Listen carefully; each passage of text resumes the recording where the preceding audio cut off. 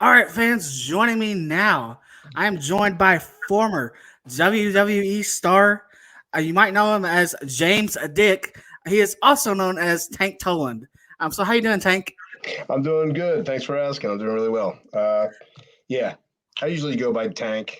James Dick. Okay, you usually go by Tank. James Okay, cool. James Dick was Vince McMahon's idea, and it was Right, one right, of his right. many shitty ideas for that matter. For that point, but Of course, of course. Uh, yeah, especially during that time. Yeah, right, right, exactly. Yeah, let's start off hot. Why don't we? yeah, right, right. um, so starting off, everyone has that point of, what made them decide to get into the wrestling business. What was that moment for you? What made you decide to get into the pro wrestling business? Um, well, when I was a kid, I basically was the runt, and I was bullied and stuff at times, and I always and my I had a couple friends, Dave and Joe Persky, who were they're twins, and they were into wrestling, and I'd go over their house and we'd have like sleepover parties, and we'd watch. They got me into watching like wrestling, WWE, like Saturday Night Main Event and all that stuff, and we I just started getting into it. I was like, wow, look at these guys. They're monsters, and they're like real life superheroes, and they're not to be messed with. And so I really got into it that way originally, and kind of being like a runt that was picked on sometimes, and I uh, kind of looked at them and was like, man, if I could just be like that one day. And I thought it was really cool, and it was just cool because like I was watching them battle, and it was fun to watch the stories. And Right. when you're a kid, you believed this stuff, back in the day, Yeah. and we'd be watching it, and then of course we'd be practicing all the moves in their playroom and stuff like that in the rec room. And that's kind of how I initially got into it, and I just started watching it. I'd probably say I was probably around third, fourth grade. Yeah, I think third grade when I started watching it.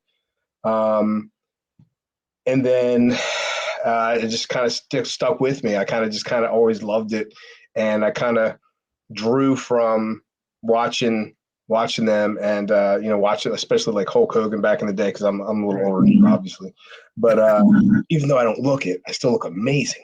But no, I'm just kidding. But yeah, I'm not kidding. I look pretty good for my damn age. But anyway, um, yeah, so I kept watching it, and then WrestleMania 5 came to Atlantic City. They had WrestleMania 4 and 5 in Atlantic City, and it was the Mega Powers collide. It Yeah. was Hulk Hogan versus Macho Man Randy Savage, and I was lucky enough to get tickets, and my tickets were right on the aisle, the entrance where they come out, Oh wow. and it was phenomenal. I mean, I got to watch so many. WrestleMania 5 was a great WrestleMania. Got to watch a lot of cool matches, and I got to see the Macho Man versus Hulk. Kind of like in their prime. You know, and I just remember like was such a fan of Hulk Hogan, and I was a fan of Macho Man too, and so many other great wrestlers. But I mean, like just being a kid, say your prayers, take your vitamins, all that Yeah. stuff. Coming out that song, I was just so hyped up, ripping the shirt off and all that. So Right. Right. yeah, so I watched that match, and that just really solidified it for me.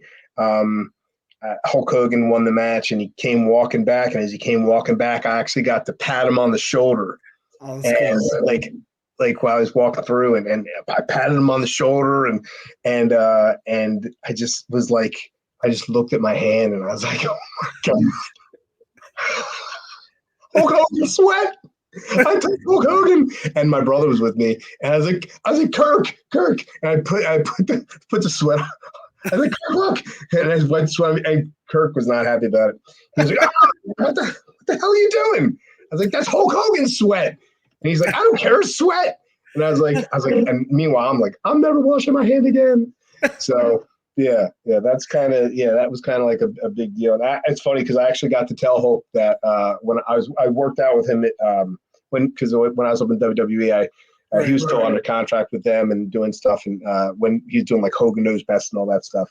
Mhm. And I I was working out with him at Gold's Gym, and he came up to me and he said, "Hey, brother," he's like, "Hey, you want to train arms together?" And I was like, I was, man, you want to talk about like trying to keep your cool, but like you're totally fanboying inside. You're totally marking out, because even though I was in WWE and I was a professional wrestler, that was like my hero when I was a kid. Right. He was like one of the people that really just like solidified that I wanted to do this.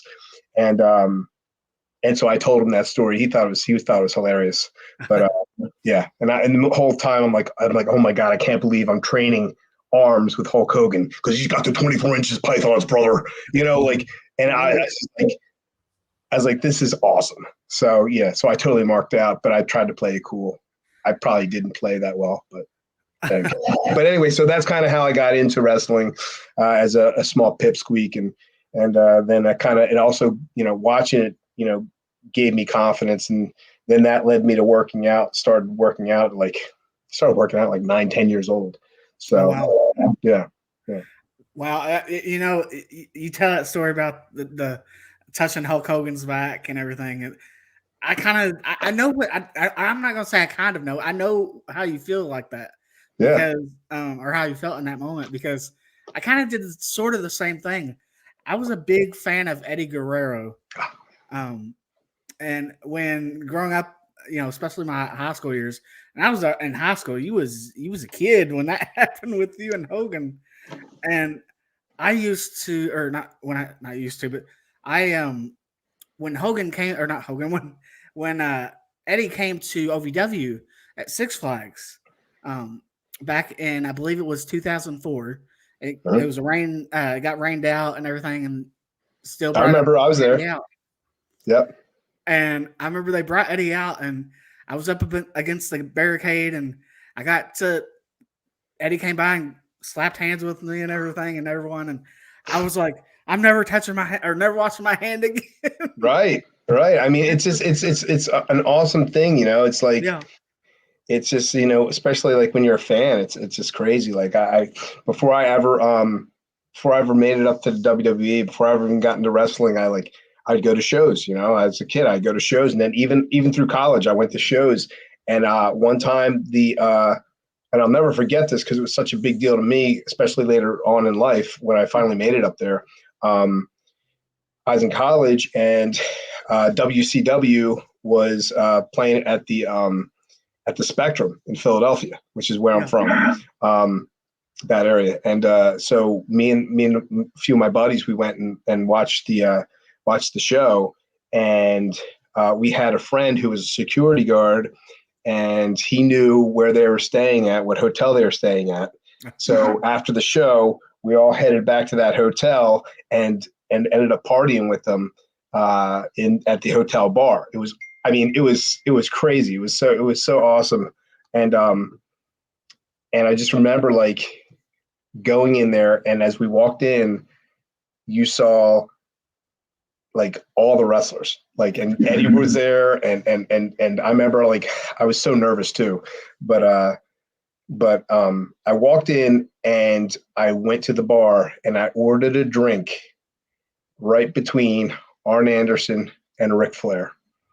I walked right up between them, and I ordered a beer right between them, and I was just like, I can't believe like I'm right between these two legends right now. This is amazing. And then right down the bar, like right next to them was like Miss Elizabeth, and then I see DDP coming down the elevator, and I'm like, oh my gosh, I'm like all these guys in Benoit. And so like I went and I said hi to Benoit, and I talked to him, and he's really super nice, super nice to me, and he took pictures with me, and I was just so hyped up. And then I asked DDP for a picture. He gave me a picture. It's like, hey man, I'm a Jersey boy too. Can I get a picture with you? So he's like, sure. He put me in the diamond cutter, and and I just remember like thinking how awesome it was to have that experience. And I think and Chavo was there. It's like it was so many guys were there partying, and little did I know, like years later, I'd be actually part of that, like, and going to the hotel bar as a wrestler after the shows. And the funny thing is like I never wanted to party after the shows. I just wanted to go back to my room and sleep. But usually that wasn't the case. The old timers would make you party with them and drink and stuff, and that was part of the deal. But it was cool. It was cool when you still got to go party with, like, Cowboy Bob Orton and like some other legends, that you grew up watching and stuff. So it was really, really cool. Yeah. Yeah. Definitely. That had to been very cool. So you mentioned Hogan, you mentioned Macho Man Randy Savage as well. Were those some of your inspirations, or did you have any other inspirations that you kind of enjoyed watching growing up? And then the other part of this is, did you take anything from those inspirations into your Right. wrestling career? I would say my number one inspiration was, and one of the best bar none wrestlers was the Ultimate Warrior. No, I'm just kidding. He wasn't really that great, but I mean, definitely not technical and not that good of a worker. But I mean, as far as his energy, I did love watching him, man. I would love watching him come out going bananas, probably because he's doing so much coke that, Right. freaking he could kill an elephant. But yeah, he just had so much intensity. I just loved watching that intensity. So I will say I did like the Ultimate Warrior when I was a little kid, because why wouldn't you? It's like he was a freaking animal. Yeah. And you didn't know, like, from a kid standpoint and like a fan standpoint, like what his abilities really were. You just saw a guy come out and you thought he was someone that could really take down Hogan or something like that, but yeah, I mean, like, I liked watching, but I mean, the Macho Man was phenomenal. I mean, what a phenomenal athlete, what a phenomenal character, just like entertainer. He was just so good. Like, I mean, he was definitely better than Hogan as far as a worker.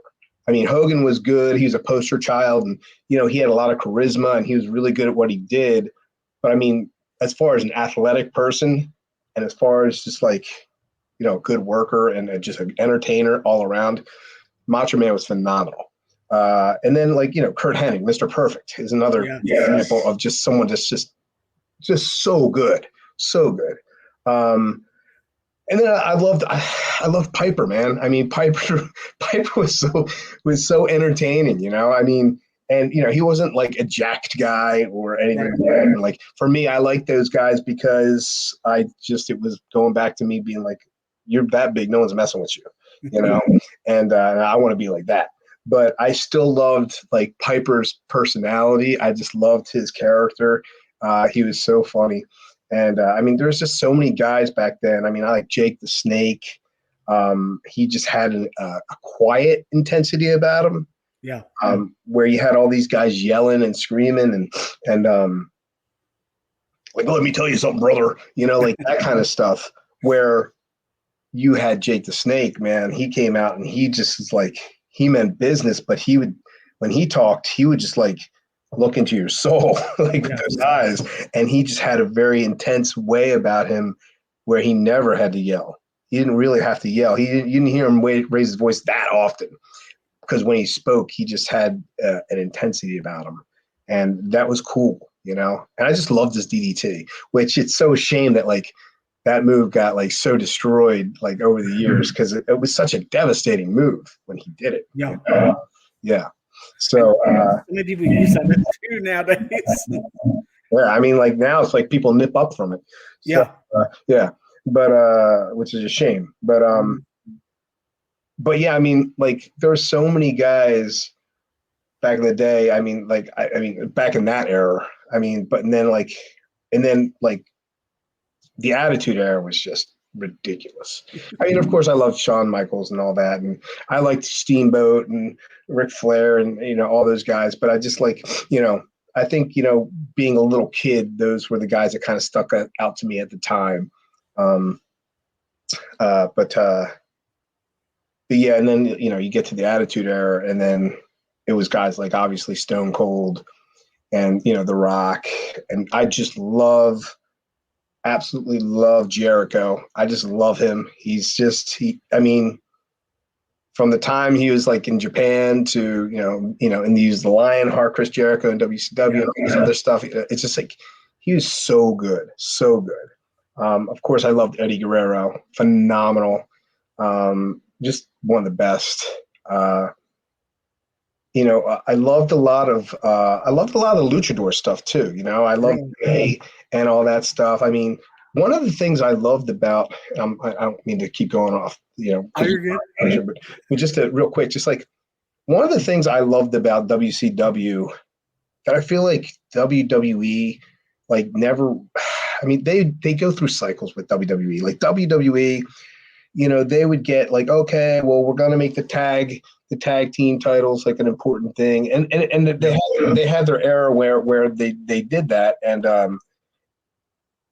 they had like their strong tag teams. But I feel like WCW, they really made the most out of all of their titles. Like they had like the cruiserweight title really meant something. The U.S. Championship really meant something. Intercontinental Heavyweight Championship, the tag team titles, they were all like, I felt like they all really meant something, and they all had such good storylines behind them. I loved the whole like NWO, the red and black, the Wolf Pack. I loved that they had like Raven's Flock. Yes. And they had like that cruiserweight division was sick.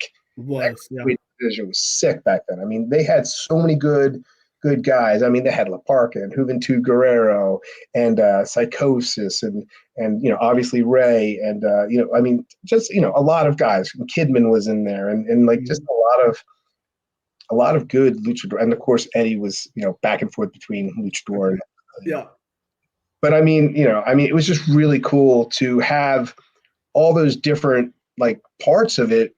It made it really feel like, no matter what segment of the show you're watching, it meant something.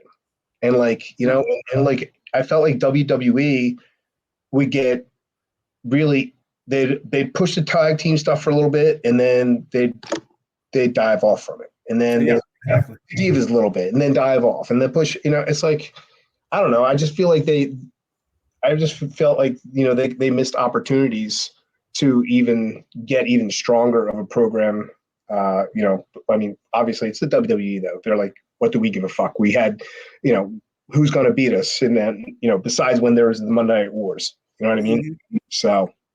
And no, that's so true. Like, exactly. And I love that you pointed that out, because I'm the same way. I understand that, because like when you had them focusing on, every, like, it seemed like they're putting storylines behind each title, then that how can you go wrong doing it that way? Yeah. But when you're just wanting to focus on one title a month, and then let's focus on this title, let's focus on, no, I mean, I like that you point that out. Yeah. And what's some great inspirations right there. So I didn't know this about you till today, that you trained at the Monster Factory. Yeah. So what was that training like there?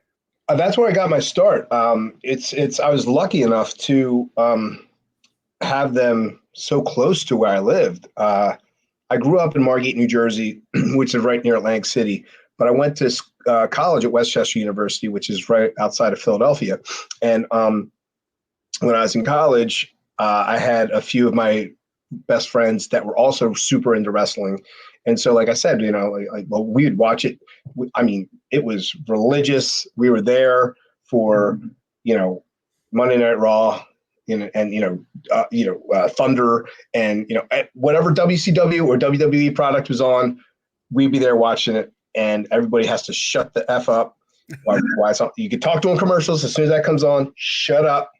Right. And then we'd watch it, and we'd record it, and then we'd watch it back, and we'd with me and my friends, we'd go practice in the courtyard all the moves. And I do like a lot of luchador stuff back then. So I was doing all the Hurricane Ranas and stuff right on the grass, right on the grass in the courtyard of the dorms. And people probably thought we were crazy and whatever, which they'd be correct. But yeah, we'd watch it religiously, and then when we weren't practicing it, we were playing NWO versus WCW, like the video games we were playing, the Raw, the WWE wrestling, like whatever. We were engrossed in that probably more than our studies, which somehow I still got my degree and passed and did well. But yeah, wrestling was still like my number one thing. And I said to myself, I'm going to get my college degree and I'm going to go and find a wrestling school. And, hey, maybe I'll do it. And I could be I could be a weekend warrior and just, learn how to wrestle because it's still a passion. And I could, just maybe I could have some fun on the side, because I really wanted to be a wrestler. But at the same time, in my mind, I'm thinking, well, okay, I have a college degree and my parents would want to kill me if I don't use it. So, so in my mind, I'm thinking, okay, well, I'll find a school and maybe I'll just dabble, and so I researched, and sure enough, the Monster Factory was only like 20 minutes from where I was living when I graduated. So I called one day, and I spoke to Pretty Boy Larry Sharp, who was the owner at the time, and had a lot of, obviously a lot of good names that have come through there. And he trained a lot of guys. And I called him up and I said, hey, I'm interested in trying out. He's like, oh, yeah, sure. Come on down. He goes, come on down this time, blah, blah, blah. I said, okay. So I went there and he gave me like a little tryout and, had me do some, bumps and run the ropes and just some basic agility stuff. And he's like, I think you got something. He pulled me in his office. He's like, I think you got something. I think you got something special in you. And I'm like, first off, yeah, the something special is the $3,000 you want for me to start at the school. That's something special. But in my mind, that's what I'm thinking. So, and I'm like, does that to everybody, that's fine. But I mean, but at the same time, I was always an athlete. I was always really into it. I had already been practicing, even though I was probably doing half the shit wrong. But I was still practicing. And yeah, so I started training there, and paying like $200 a week until I paid it off. I put some money down on it, and then but I was a teacher, so I had a decent paying job, and so I teach during the week, and then Thursday, Friday, Saturday, Sunday I'd be training at the factory. Thursday night, Friday night, and then Saturday and Sundays I'd be training, and before you know it, I'm doing my first match. Yeah. And my first match, I'll never forget. My first match was against Cliff Compton. Oh, wow. He was the champ at the time, and they decided to put me over Cliff in my very first match. And wow. So I beat him for the title in my very first match. Still green as goose shit, and then I held the title the entire time until I went to OVW. Yeah. Wow, that's saying something right there. I held it 2 years. Yeah. Putting the title on you in your first match, that's really saying something. Like it was crazy. I mean, like I knew that I think they wanted to shake things up. It was like, hey, this new guy comes in.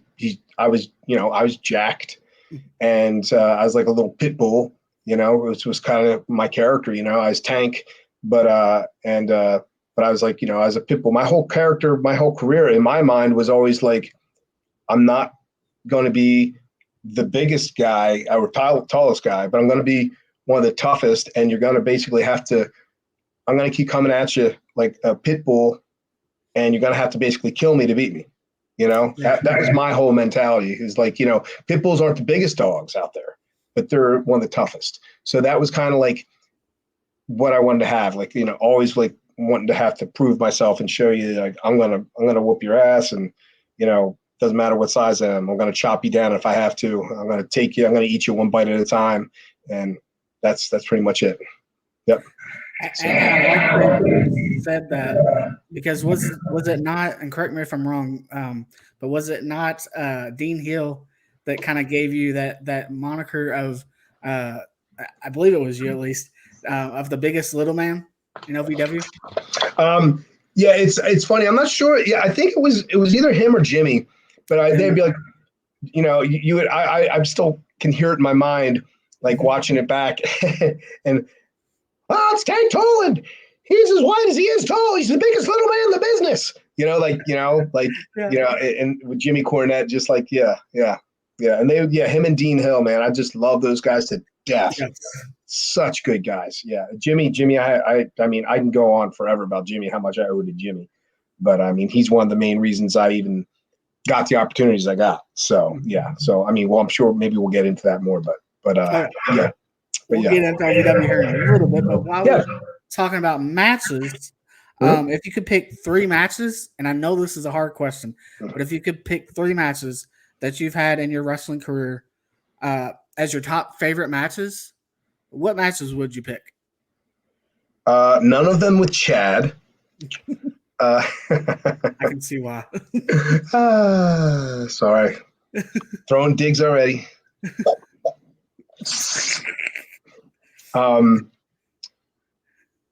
Anyway, I would say, man, top 3 favorite matches. Man,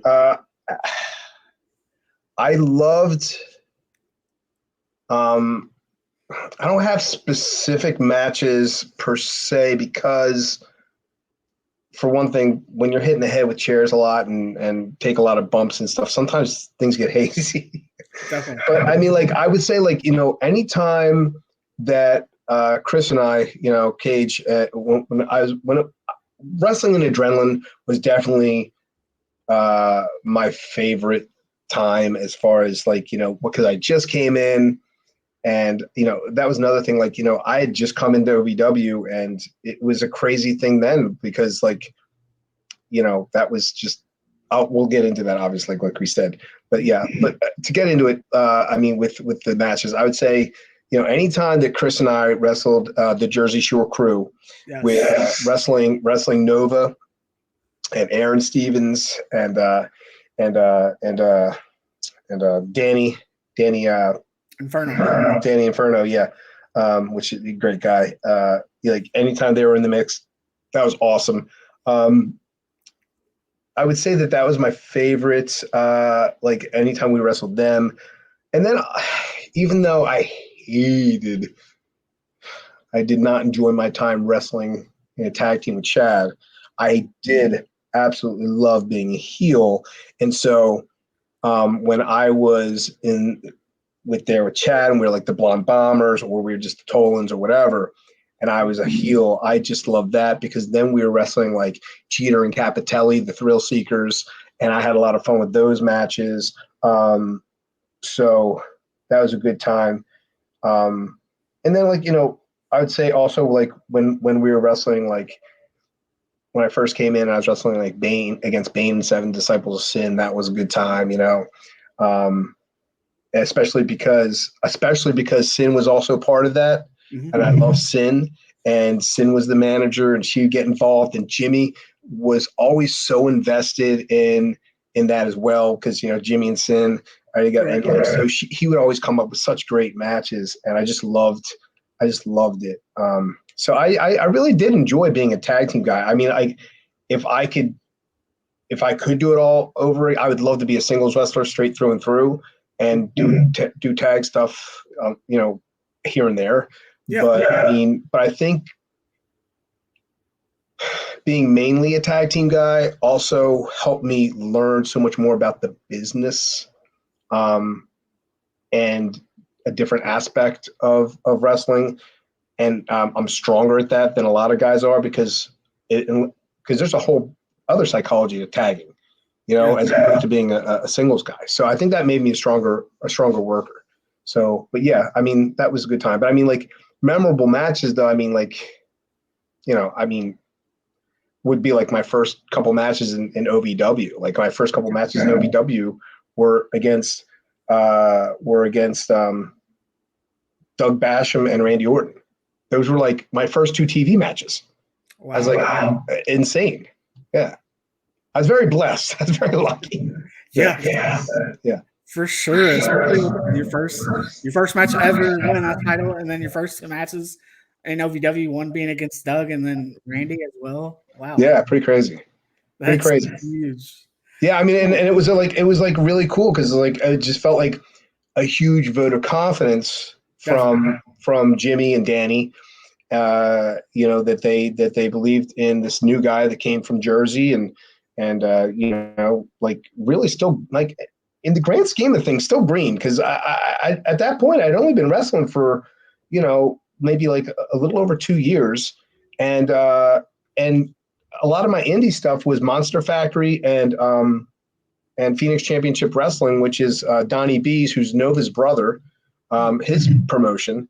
I was wrestling mainly for those two, and then also WXW for AFA up in Hazleton, Pennsylvania, and those crew. But I do shows here and there, but those were like the three main ones I do, and then went down to like Wild Side down in Georgia and stuff like that, and Tennessee. I think I traveled around Chicago, I think, but yeah, I was still green. 2 years in the business. And I learned properly, but still I had so much to learn still. And the amount that I learned in OVW is incomparable to anything else I learned out on the indies. So it was the best place I could have possibly went. Yeah. Definitely. So getting into LVW, how did your time in LVW come to be? Almost didn't. I was wrestling, like I said, for Phoenix Championship Wrestling, Monster Factory, WXW, mainly, and those guys. And at the time, it was like, the internet was – it's not what it is now, but you found out on the dirt sheets or whatever that OVW was having their very first developmental tryout. And it was going to be a week long. And they were accepting like 50 people to the camp. And Dr. Tom was going to be there, who at the time, he was the head of developmental for, like going out and seeing, with Johnny Ace and all that stuff. But he was the guy that was going to be there along with other people, like Rocky Johnson was there. And a few other guys were there watching and stuff like that. But mainly Dr. Tom, Danny, Jimmy. They're the ones that were like evaluating and determining, who they thought would be good to bring on board and give a shot at getting a developmental contract. So, read this in the dirt sheets, and everyone, there's a buzz going around the indies. OVW's holding out a WWE developmental tryout, and a camp, and so like everyone and their mother was sending in their applications. I mean, not just from indies around here, indies across the country, indies around the world. Like people around the world were sending in applications. Because at the camp, there were actually a few guys, Steve Lewington being one of them. He was from that camp. And then there was another guy, Andy, who was at that camp. And then there was other guys that signed up that never got chose for that camp. I think I'm not sure if Sheamus sent in his application for that or not. But I actually wrestled with Sheamus. His first bumps Sheamus ever took was with me at Monster Factory. Wow. Yeah, he was visiting from Ireland, and he'd never wrestled a day in his life. And I never did LPW until kind of a couple years back. Oh, really? Yeah. Yeah. Great guy. Super, super, super nice guy. But yeah, so yeah, he came over to Ireland this is when I was still in Monster Factory. This is before I left to go to OVW, and I think right before I left, and I watched him take his first bumps, and I got to know him a little bit. He's a super good guy, and then he had to go back to Ireland, and then eventually he made it back, and yeah, so on and so forth.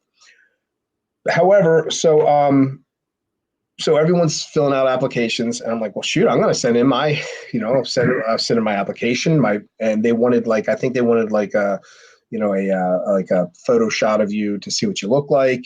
And so I sent whatever they wanted in, and I'm just sitting there waiting, and wasn't sure what the deal was, how you were going to hear if you got in or not. But I'm like, you know what? It's, I know it's in a couple weeks, and I haven't heard anything.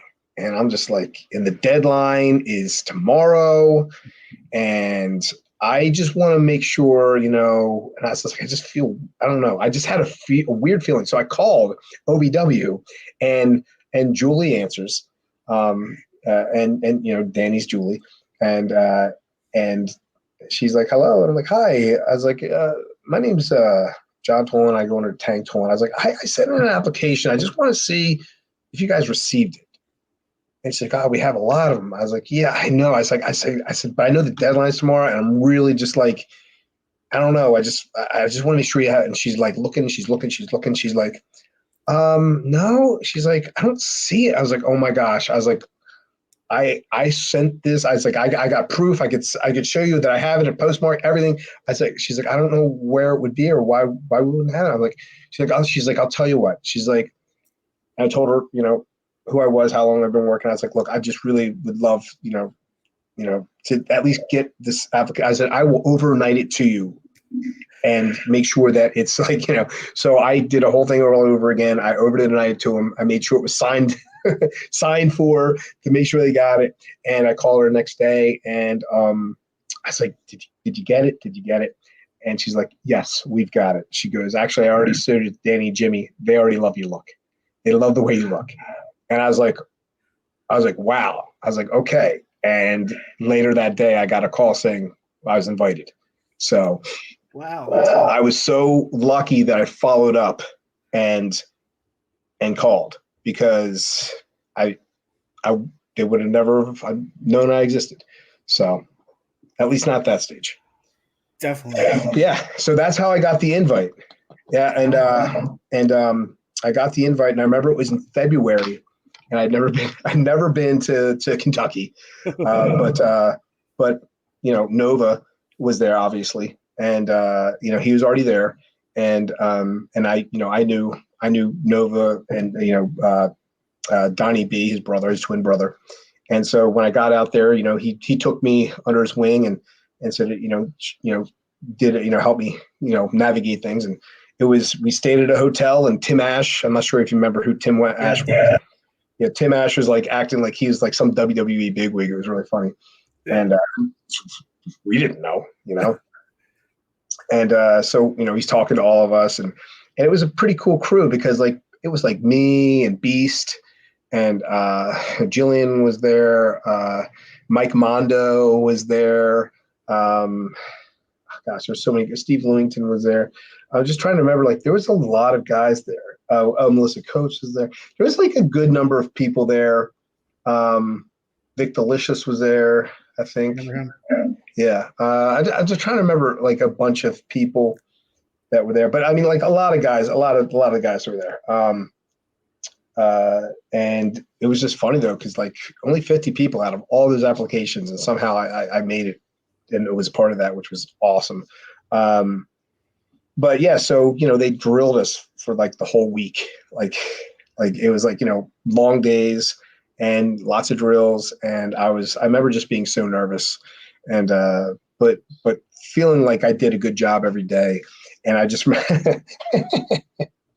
oh my god, I remember it was Rocky Johnson. Rocky, here's a little story for you. I shouldn't say it. I'll say it. Anyway, so Rocky Johnson pulls me aside, and he's like, hey, come here. Pulls me in the back, and he's like, we're watching you. We really like what you got. He's like, we really think you got something. We think you got a future ahead of you. He's like, but just wondering. He's like, you know where I can get some Anavar, which is a type of steroid. And I'm like, what? And I'm like, and here I am. I'm just there for like, I'm just trying to, you know, I'm like, are they testing me to see if I take steroids, or are they testing me to see how I would react to that question, or does he really want me to try and get him Anavar? I'm like, what? I'm like, because I'm sure he's got other sources if he really wanted it. But I was like, I'm so confused. I felt so tested. I wasn't sure how to take that. I'm not sure if that's being ribbed. I didn't know. But I was just like, Oh man, I really don't know. I don't know anything about it. He's like, okay, all right. He's like, well, if you hear anything, I was like, oh, okay. I was like, all right. And I was like, well, I appreciate the vote of confidence and everything, but yeah, that was just a weird thing. But yeah, but we were being drilled throughout the week, and it was a lot going on. But I felt pretty good with my performance when I did it. So did they choose 50 from there that would go into OVW, or how did that work?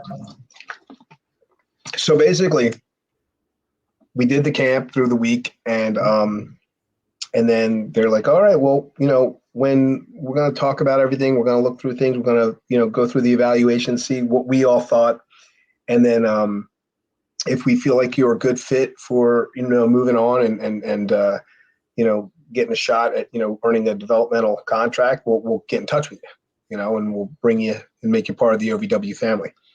And and I'm like, man, it's like I felt like I did well, but there's like 50 people here, and you just I don't know how many people are taken, and I don't know what the deal was going to be.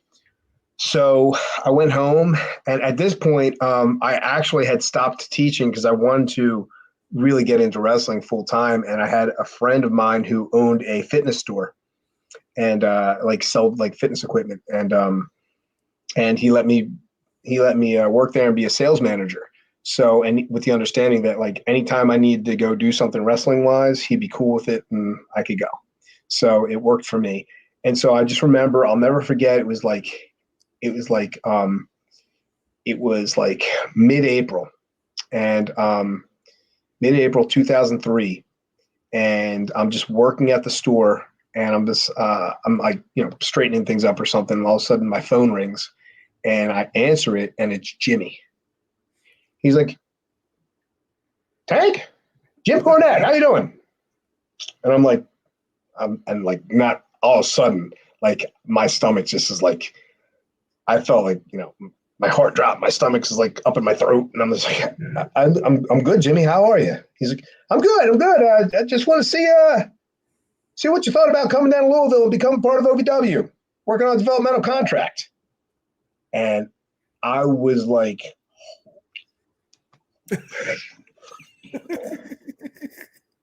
I was like, lost my shit, right? So I'm like, Jimmy, thank you, Jimmy. That would be great. I love it. Yeah, absolutely. He's like, great. When can you get here? I was like, Jimmy, I would like to say right this second.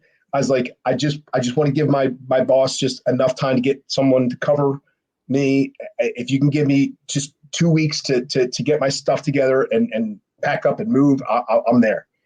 And I was like, I'll be there first weekend in May. He's like, absolutely, no problem. And I was like, great, can't wait to see you. I was like, okay, thank you. He's like, all right, see you, bye. And that was it. And that was like, I will never forget that conversation because it was one of the best moments for me. Because I was like, oh my gosh, my whole life's about to change. It was phenomenal. Yeah. Definitely awesome. Now your finishing moves. How did you come up, or how did you decide to use and name your finishing moves the Tank Turret and Power Trip? The Tank Turret, well, being a short guy, and there was Ivan Putski. So I remember when I first started wrestling, and I remember like one of my first trainers, his name was Ed Seeley at the Monster Factory. He's like, you're like Ivan Putski. And I had kind of figured like that would kind of come out because I kind of did have like that short and stocky, guy. And he used the Polish hammer. Mm-hmm. And I was like, you know what? Well, maybe I'll think about doing that, I was like, but I'll put a twist on it, and so people throw like spinning elbows and stuff like that, and I was like, what if I did a spinning Polish hammer, and then I was just like, well, it's a spinning Polish hammer. I'm a tank. A tank has a turret that spins around, And I was like, I'll call it the tank turret, you know? So a turret gun, I was like, it's perfect. So I thought it was perfect. So Yeah. I was like, okay, so I just was like, that'll be my move, the tank turret, you know? And so that's how that came up. And it was I still like it, you know? And always loved it when Jim was like, tank turret. Yes. Yeah. Uh-huh. Yes. So I liked it. Yeah. Yeah. And then the power trip was like, you know, I mean, here I am, like at the time I was just a monster. I was a pretty big dude, you know, and I was strong as hell. Um, I think pound for pound, I was one of the strongest wrestlers out there for sure. Uh, you know, I mean, I was at that time I was benching my max bench was 505 for two. Wow. I don't know what my max. I don't know what my pure max ever was because I did that 505 for two, and I never tried to go higher than that. And I remember I was there with Blair Moon and one of my other buddies because we used to work out together. And here I was a big dude, but I was like next to Blair Moon, and who was like, you know, trying to become a pro. And another guy, actually, the other guy we were working out with, Mike, he actually had just got his pro card or something like that, and he was like on the cover of like, you know, Muscular Development magazine and all this stuff. So I'm like I'm a big dude, but I'm by two other guys that are like equally, if not bigger than me, you know. But pound for pound, I definitely say I was one of the strongest wrestlers in the company at the time. And yeah, I'm comparing myself to some pretty big dudes. I mean, I'm not going to say I was nearly as strong as Mark Henry, but I'm saying pound for pound, I was pretty damn strong. Yeah. And so I was like, you know what? I want to do something different. I want to do a move that, you know, other people haven't done. And I had never seen someone do a one arm spine buster over their head and hold them up there, you know? And so I was like, all right, so that's it. That's going to be my new move. It's a one arm spine buster, and I bring them down and bam. And I was like, I need a name for it. At the time, I was a heel, and I was being the cocky guy. And so I thought, okay, well, when you're full of an ego, a lot of times, sometimes you know, you're going on a power trip. And I was like, you know, kind of like that. I kind of like that, you know. And but I'm going to put people on a power trip, my power trip. And then so that would be it. I'm putting them on a power trip, up over my head, enjoy the ride, boom. And that was kind of how I came up with that. Yeah. I always loved both of those moves. Thanks, Um, man. yeah, you're welcome for sure. Especially the tank turret. I really loved that one. It was fun. It was always a lot of fun. It was always funny because, like, you know, I always knew at some point, you know, that I'd be coming around spinning, and Right. they'd either duck it or they'd put up their foot and they'd kick it, and then I'd be hurt. And then, you know, and then blah blah blah blah blah. And so it was always fun putting them together with the finisher, with that finisher. Definitely. Yeah, and especially when like it could also come out of nowhere too. So Yeah, that was a lot exactly. of fun. Yeah. So now let's get a shot of adrenaline. How did you find out you were going to be teaming with Chris Cage as one half of Adrenaline? That was actually pretty cool. I mean, like it was bad luck for Nova, good luck for me, because at the time when I first came there, I mean, I wonder if it was. I mean, no, it was definitely good luck for me, just because I got the opportunity to wrestle with Cage. Cage is one of my favorite people. I love the guy. I wonder what would have happened if I hadn't been put in that tag team, because then I got some kind of solidified into that tag team stuff. But I'm not. I don't. And who knows what would have happened if I would have eventually been with Chad or not, or stayed solo. I don't know. But regardless, I am happy for everything that ever happened to me in OVW, because it was all a blessing, all great stuff, and I got to just have some of the best times of my life, and got to meet some of the best people of my life. Um, so I'm trying to think. What was your question again? Oh, how did your time with with Cage come to be? How'd you find Oh out yeah, that? okay. So I'm sorry. Yeah. So there we go. So thanks for getting me back on track. I'll Yeah, pull you from the vortex. I will just go. you're good. God knows where. Hey, I'm enjoying it. You're good. It's the ADD. Um, but yeah. So with Cage, what happened was like I had said, I had done a couple matches like with against Randy, against Doug, and then all of a sudden, while that was going on, Nova hurt his knee, and he had to have surgery. And he was obviously the original member with an Adrenaline with Cage, and so Jimmy and Nova were talking, and they're like, "Well, hey, look, Tank just got here. Tank's from Jersey. I'm from Jersey. We know each other. We know, he came from my brother's promotion as well. He's like, we can pitch it. So, he's my boy from Jersey. He's going to step in for me and, be my replacement guy while I'm on the mend. And, so that was Jimmy and Nova's idea. And there you go. Next thing I know, I'm in a match. I'm with Chris Cage, and right away, once again, I get put in a title match against Lance Cade, and I think it was Jindrak. I guess he was with Bolin Services. I think that's who is. I think that's who was. I think it was Cade and Jindrak. I think Cade and Jindrak. And I think we wrestled them at Six Flags Kentucky Kingdom and won the titles. And that was and like I had a very blessed, like very lucky experience. I mean, I was very fortunate, and I appreciate that so much.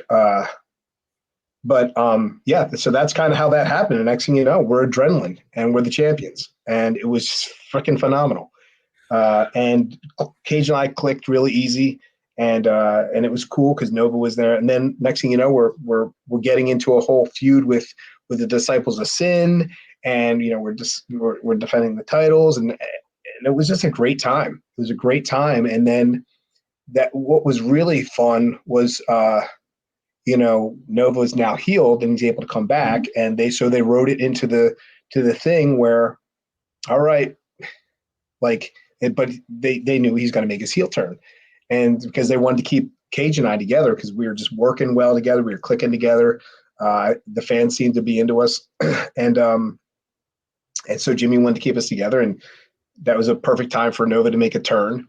And so he made it look like, okay, well, I'm healed. I'm back. So thanks. See you later. I'll take my championship belt now, And so he wanted me to hand over the belt to him.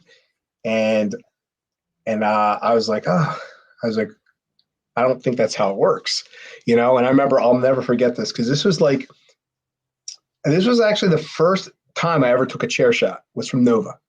Oh wow! And I remember we had just won the match, and so I forget exactly how it happened, but I had my back turned to him, and I was standing with Cage. We were facing the crowd on the concession side, and I remember I knew I was about to get hit with the chair, and I can still see it on the tape or DVD when I watch it back. Like I turn to Cage because I know I'm about to get hit with the chair when I turn around.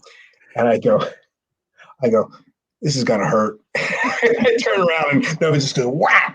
And that was Nova's official heel turn, and that was my first chair shot, and that was the beginning of a lot of great times, both with Chris Cage and wrestling against Nova, because we had so many fun matches with him and Aaron Stevens. It was just such a good time. Yeah, definitely. And then speaking of Six Flags here, can you talk about the big 6-man tag match from Six Flags, where Adrenaline teamed up with Jerry the King Lawler to take on the Jersey Shore Crew? yes, that was awesome.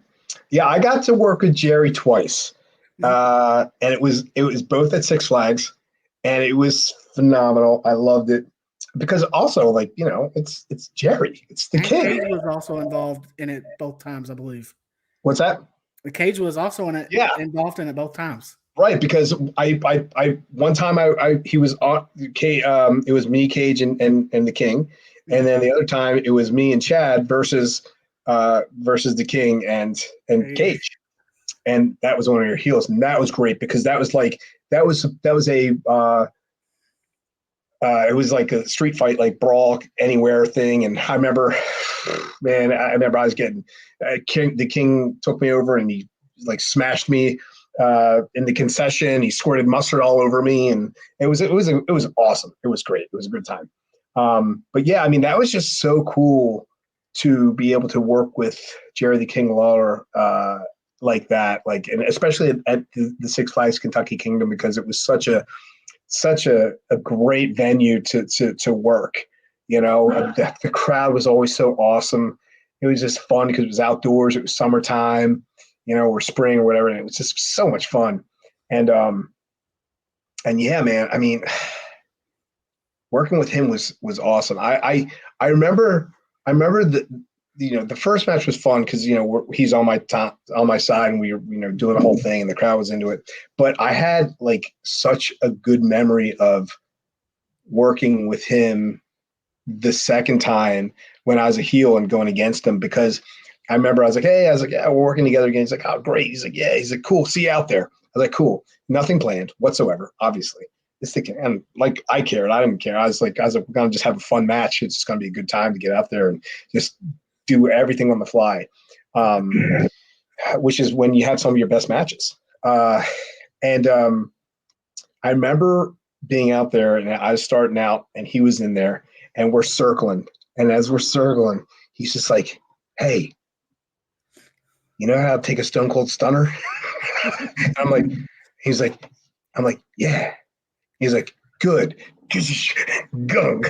And he just, first move of the whole match, he gives me a stone cold stunner. And it was hilarious. The crowd just pops huge. Oh, it was great. It was great. And like, you know, the crowd pops huge and that was it. And I don't think he pinned me though, because, you know, obviously if I'm going to pay any respect to that move, I'm not going to get up front. But I think he just kind of gave it to me and then he, you know, went to the crowd and did the whole thing and stuff like that, you know, as not to bury the move. But it was funny. Yeah. that match, I never got to see that match in person. Unfortunately, because I was in Boy Scouts at that time, and I was at Boy Scouts camp, and I was so ticked off You missed that I out. didn't It get was to a good see it. one.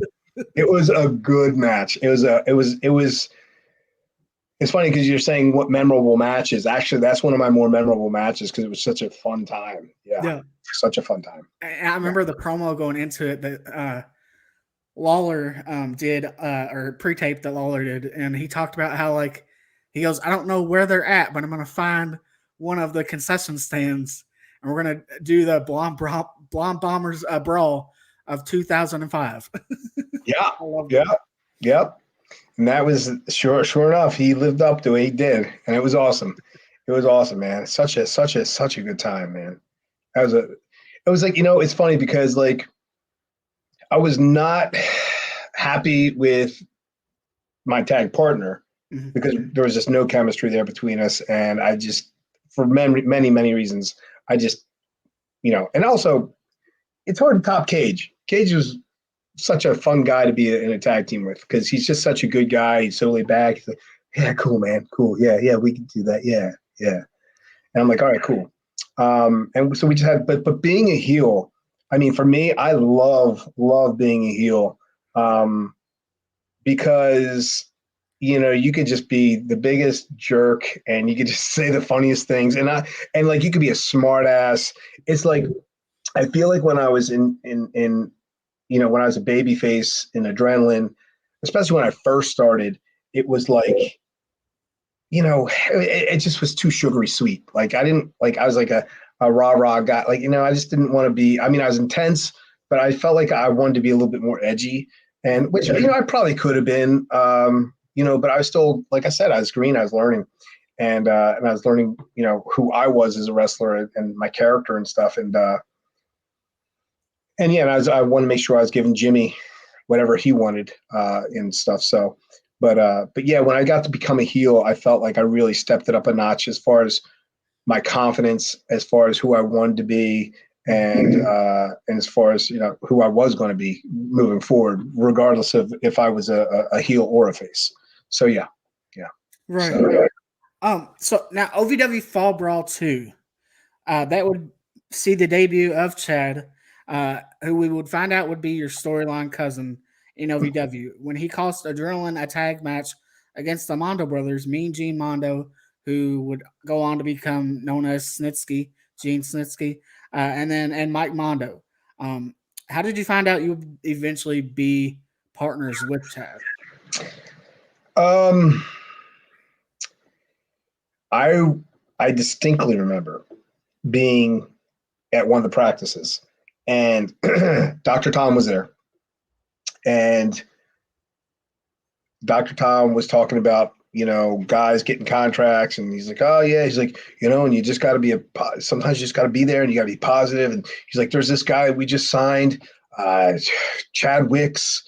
He's he's been working for good amount of time now, but he goes to every show he can, going backstage, being one of the local guys, and just he's always back there smiling, shaking hands, making himself seen, and showing all this positivity that eventually they just gave him a contract. Mm. That's basically what happened. Yeah. He would just go there to all this local shows and smile, smile, smile, smile, smile with that frickin' smile. More like a smirk. That psychotic fucking smile. Mm-hmm. No, but yeah, eventually they just said, okay, well, I mean, the guy's here all the time. And, Vince is like one of those guys, like, if he sees you enough and he's in the right mood, he might be like, I like this guy's attitude. Let's give him a try. Let's sign him.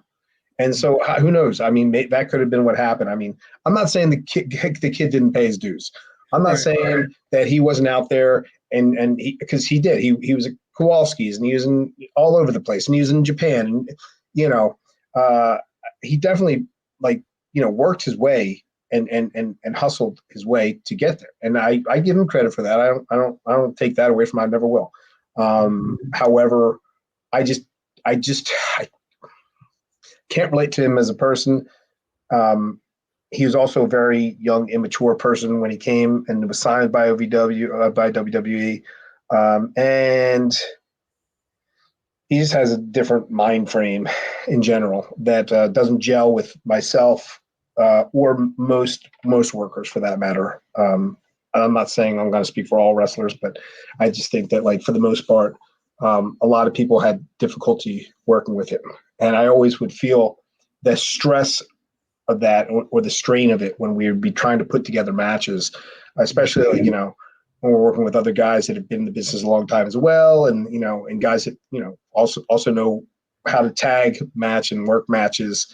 I just remember how many times I remember we were working with Spanky in London and Paul London, and it was just like you could just see the frustration. And so it would be like that. We're working with the Mexicools or anyone else that we'd be working with. Like when it was an OVW, it was a little easier just because like he was new, and I said, look, this is how it's going to work, Mm-hmm.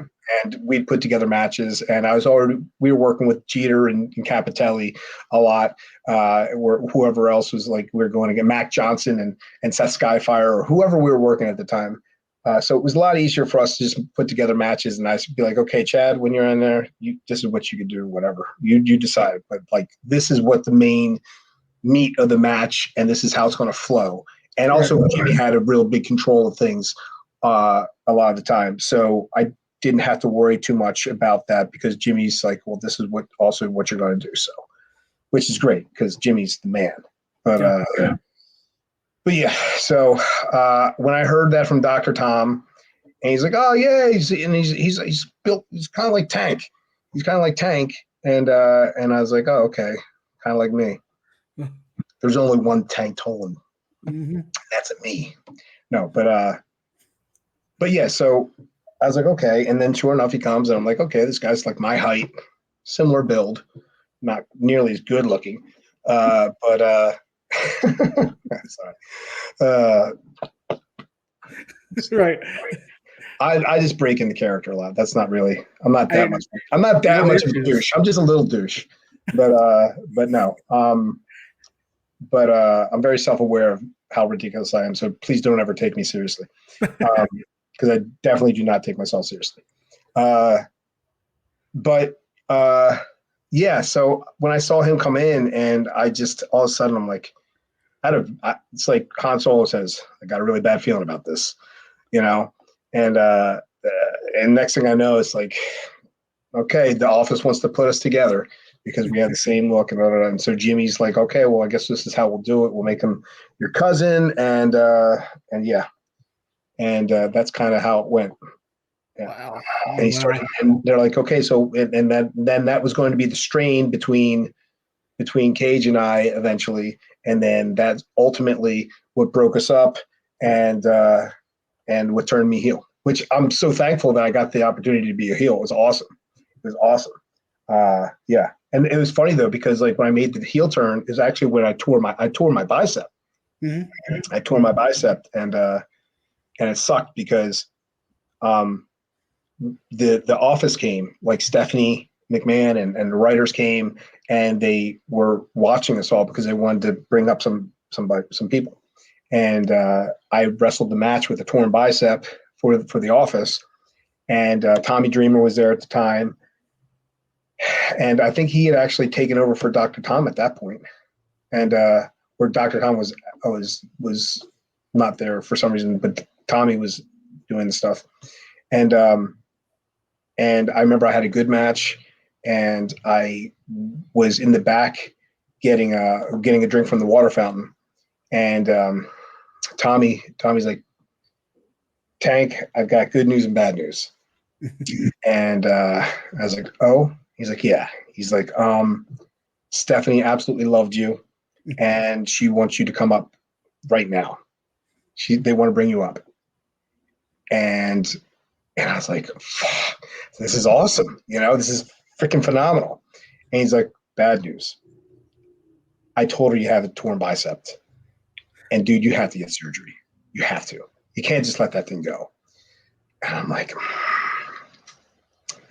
I started tearing up because no, no, this is it. I don't know if it's like they could release me now. They could, like, I'm hurt. Like, and then, like, as I'm like talking to him, Stephanie comes in the back, and she's like, Tank, you were awesome. I loved it. She's like, but she's like, you got to get your surgery. She's like, you have a torn bicep. You got to get surgery. She's like, look, she's like, you'll be fine. You're safe. Nothing's gonna happen to you. We're not gonna let you go. She's like, just get your surgery, and when you heal up, we'll bring you up. And I was just like, all right, okay. What can I do? What can I say? I was all right. Well, thank you, Stephanie. I appreciate it. Thank you. And that was that. And which it sucked because I would have loved to have seen what have happened if I could have been brought up at that time. Mhm. But at the same time, I'm so happy because not only did I get to be one of the top heels in OVW after that, and have a great time and have so many more fun matches, but I also got to have some of my most favorite segments. Not even wrestling, like Yeah.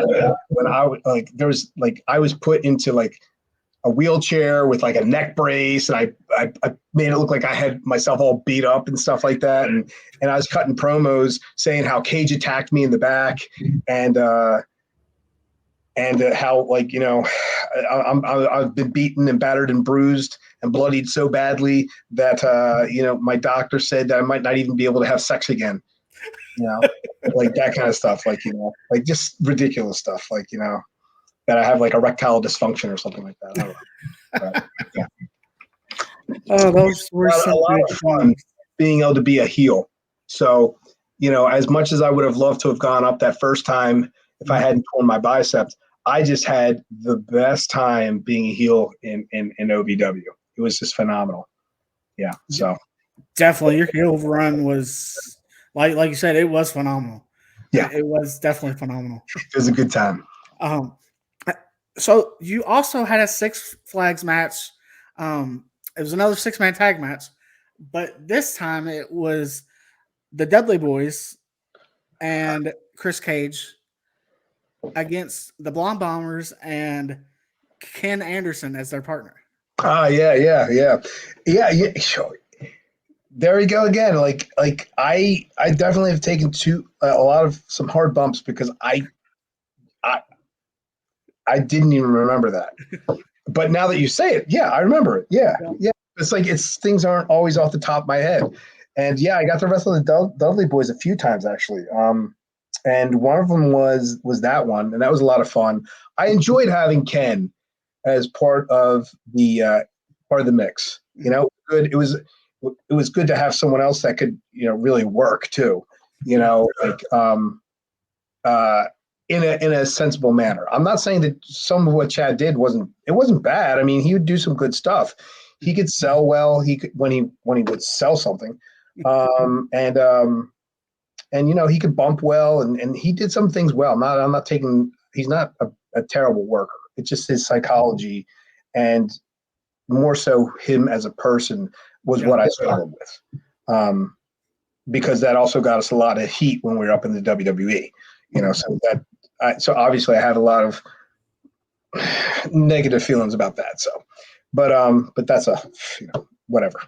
Um, but yeah, when Ken Anderson was there, that was a lot of fun, and the Dudley Boys, believe it or not, you hear a lot of people shit talk, Bubba and stuff about what a bully is and an asshole and a jerk off, kind of like how people talk that about Bob Holly and stuff like that, because Bob Holly was definitely one of those guys that would try and take liberties with some certain guys, which kind of sucked, like Matt Capitelli and a few others for that matter. But because that's I don't go for that kind of shit in the business. That's bullshit. We're all there to put asses in seats, make money, put out a good product, and keep each other safe. So people that do that kind of shit can go fuck themselves. For all I can, quite honest. Yeah. French, but it is what it is. You know, like I never personally had a problem with Bob Holly, like talking to him or anything like that. But he always just giving off that kind of vibe, and then also just knowing what he hit, how he'd hurt a few of my friends over the time, like that kind of just puts a bad taste in my mouth. But whatever. Best of luck to Bob Holly. But like I was going back to saying, sorry, I went on Bob Holly rant for some reason. I don't even know why. Whatever. Don't even really know the guy that much. He was only in OVW for a little bit of time. When I was there, he came in for a little bit. I guess maybe coming back from an injury. But anyway, getting back to the Dudley Boys, Bubba and Devon, they gave us plenty of stuff. They put us over, and they made us look good. And they did business the way you should do business, and I appreciate it. And we had a lot of fun with them. And I'll tell you what, man, like they know their shit. They know their tag team wrestling, especially. They're smart as hell. Bubba definitely, man, definitely. Yeah. He did the stuff. And I'll never forget. Also, they let us do the Vegematic. Or what our finishing move was at the time, where Chad would come off with a leg drop and I'd be holding him out, and you'd basically guillotine him, right? And guillotine leg drop from the top rope.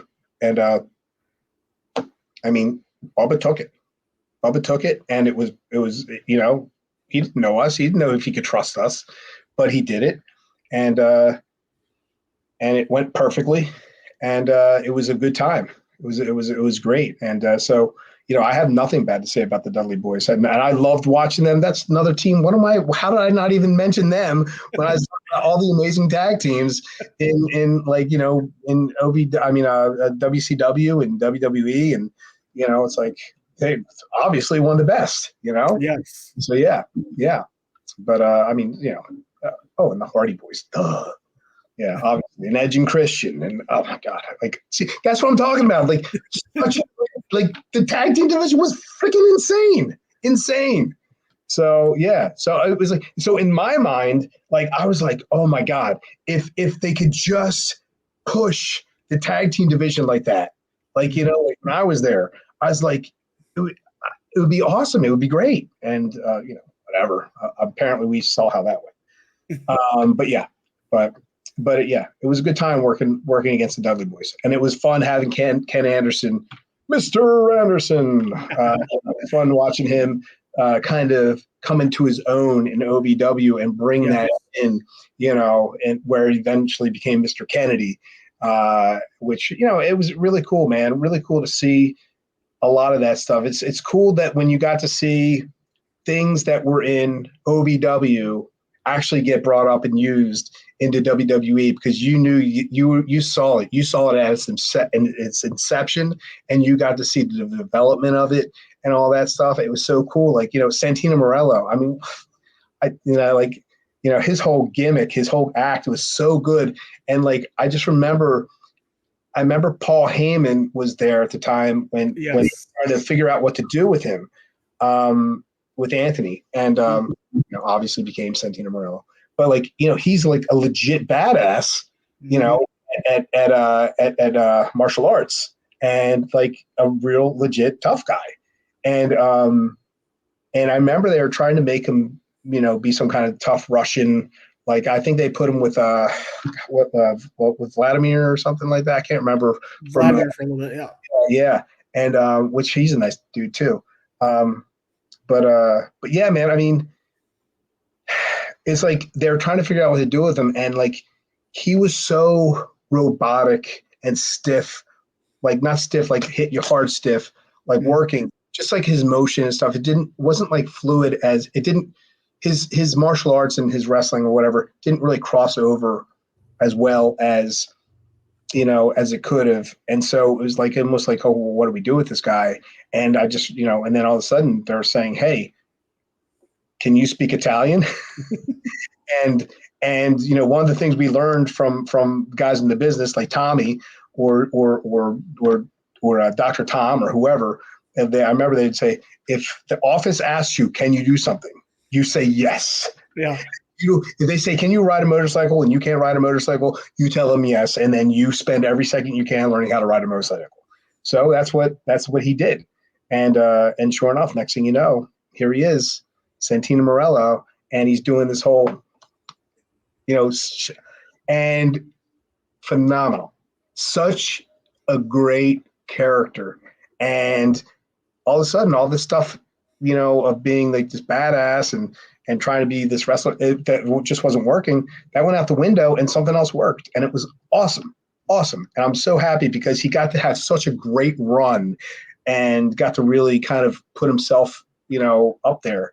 And it's such a good guy too, especially with the fact that one thing that, and it's probably the only thing that Jimmy and I would ever disagree on would be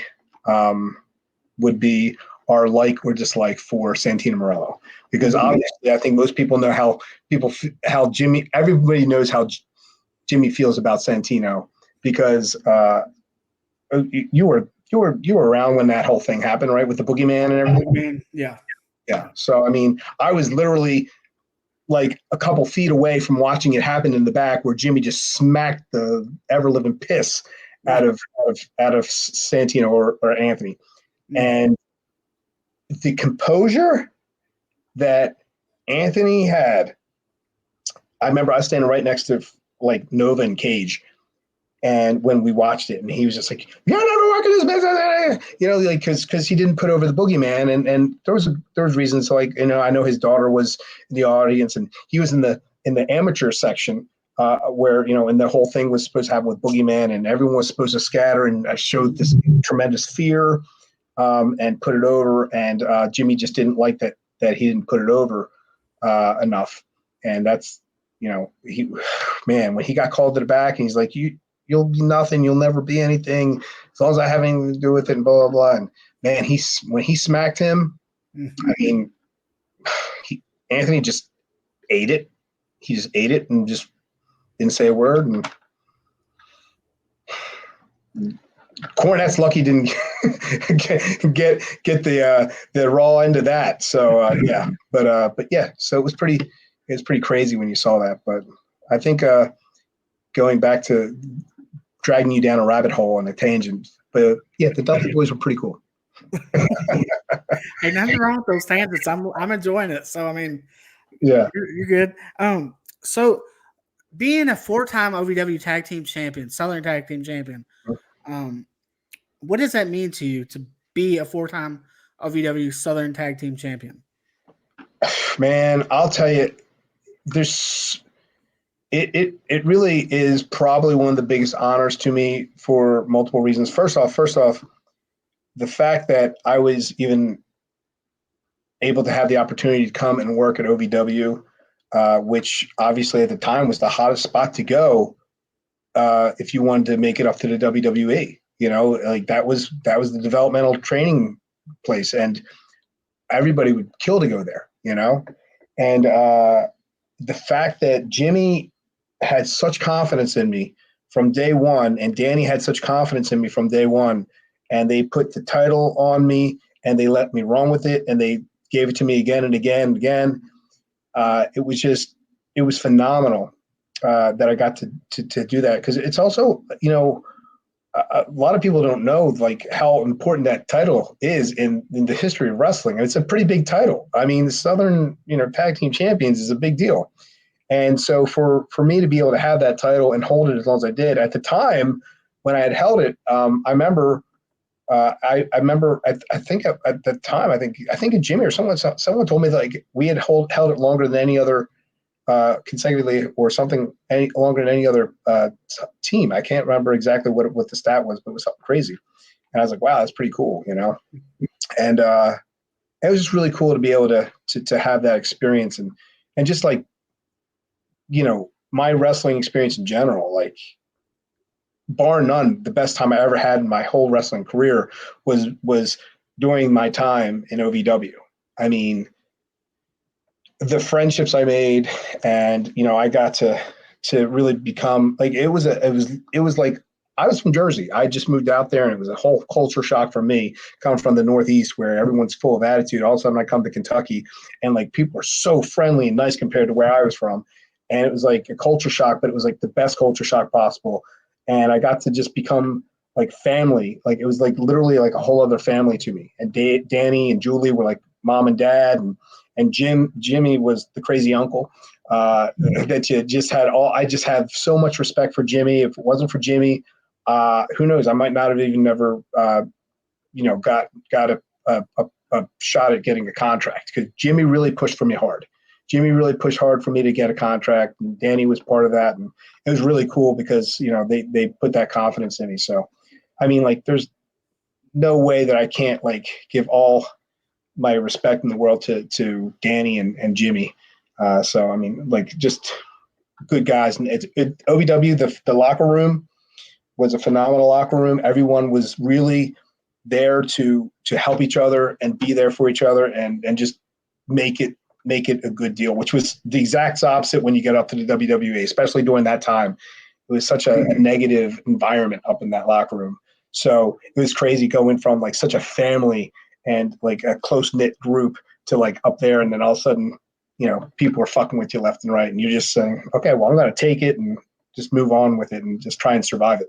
So, but yeah, it was so having the title that many times and for that long was just such an honor and so important to me. And it is the most important part of my career, probably. Yeah. Definitely. And you talk about OVW being a family, and I guess I'll let this in a minute kind of segue into the next question. But, talking about OVW being a family, it's not just with the wrestlers, the fans, they become family too. Like, because like, I know me for example, from as long as I've went to OVW, and I've went to OVW since October of 2004 was I when I remember. first started going. I remember you. You were a kid, man. Yeah. I remember you very much. And I mean, like, getting to know everyone there, and getting to know, like, I remember I forget, I think his name was Matt. Everyone called him Obi-Wan Kenobi, Matt Kenobi. Obi-Wan, yeah, of course, yeah. Obi Matt Kenobi. Yes. Yeah. Every time I'd come in the door at OVW, me, my brother and sister, every time we'd come in the door, he'd always call us Trouble. And so like we'd have that looking for us every Wednesday night. We'd have that looking for us. Then Julie, and when we became members of the membership club, Julie would know us. Everyone over there would know us, and then getting to know all of you different wrestlers and everything. Yeah. Like I love OVW still to this day and now, but there's nothing like the OVW that I grew up on. I agree 100%. I think that time that I was there, it was probably the most special time in OVW. Mm-hmm. I mean, even though right before that you had guys like Cena and Brock and Batista and Orton and big names. I mean, obviously, huge names. They came from the old OVW arena though. Like we came from the Davis Arena, the new era. And I just feel like that was like such a the atmosphere, man. Like the fans, I mean, they would pack it in. We'd be at capacity every TV taping. Mm-hmm. I remember, I'd always remember it would be like we were at capacity, and we were always like sold out, basically. Yeah. It was just a phenomenal time to be part of that, and it's magical. And you're absolutely right. The fans are just as much a part of the family. I feel like it's crazy because like. I will, any podcast I ever do, any time I ever talk to people about wrestling, I always tell them there's bar none the best fans in the business were OVW fans. They were the most loyal and most into it. And they just forget it. I remember all the women, they're always like, they would wear like the T-shirts that say so and so's OVW wife and all that stuff. And man, I mean, whew, man, yeah. But the fans were absolutely the best. And one of my favorite parts would be after the show going out and all the fans are there and they want to talk to you and they want to take your picture and your autograph and like it's like and you're going to see the same people every week. But they're still going to be just as interested every week, and you're just going to love it just as much every week because it was just cool. Because, like, I remember being a fan, and I remember how excited I was to interact with other wrestlers or to have the opportunity to ask them questions or take pictures with them. And like for me, like even though I was then a wrestler, I still had the feeling of being a fan. And the appreciation of it. So like I never felt like a big deal at all. I always just like I'm just going out there and having fun, and I just like the fact that people want to watch me, So that was cool. Even when I was up in the WWE and like I was on TV, it was like I never felt like I was anything more than just a guy that just wanted to go out and have a good time and wrestle and make people enjoy the show.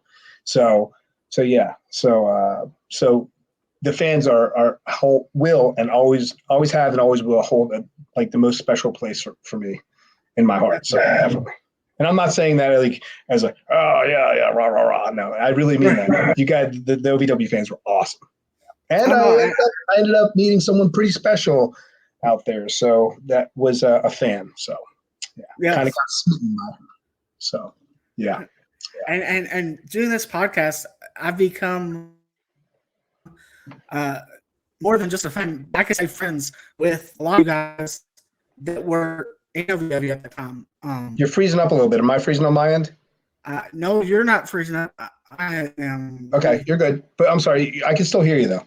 But yeah, all the OVW fans now, or all the OVW fans rather, they, I've become so close to you, basically, is what I was trying to say. Yeah. Become so close to all the different wrestlers that I grew up watching in OVW during my time in OVW.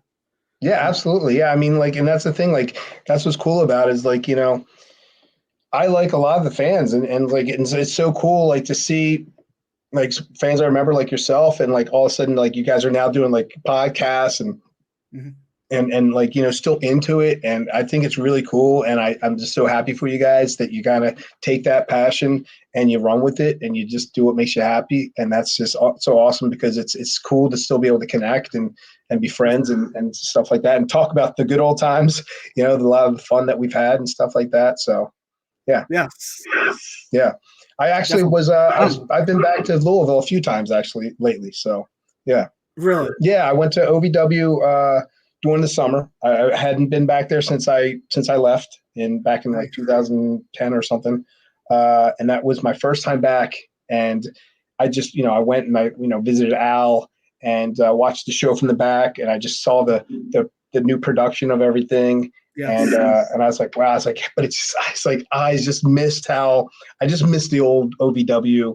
I mean, it looks cool, like how they have it set up and everything. But like when I go there, it's just like I just miss the old setup, and I just like miss, you know, I just miss how it was. Yeah, yeah, I'm with you on that too, because when I first seen the changes that they're doing to the arena that they've done, I was like, oh no, this is gonna be hard to get used to. yeah. I've I mean, kind of gotten used to it now, of but course, yeah, it's yeah, still yeah. It's hard to cool, get cool. used It's a to. cool entrance and everything like that. You know, Yeah, it's yeah, definitely cool.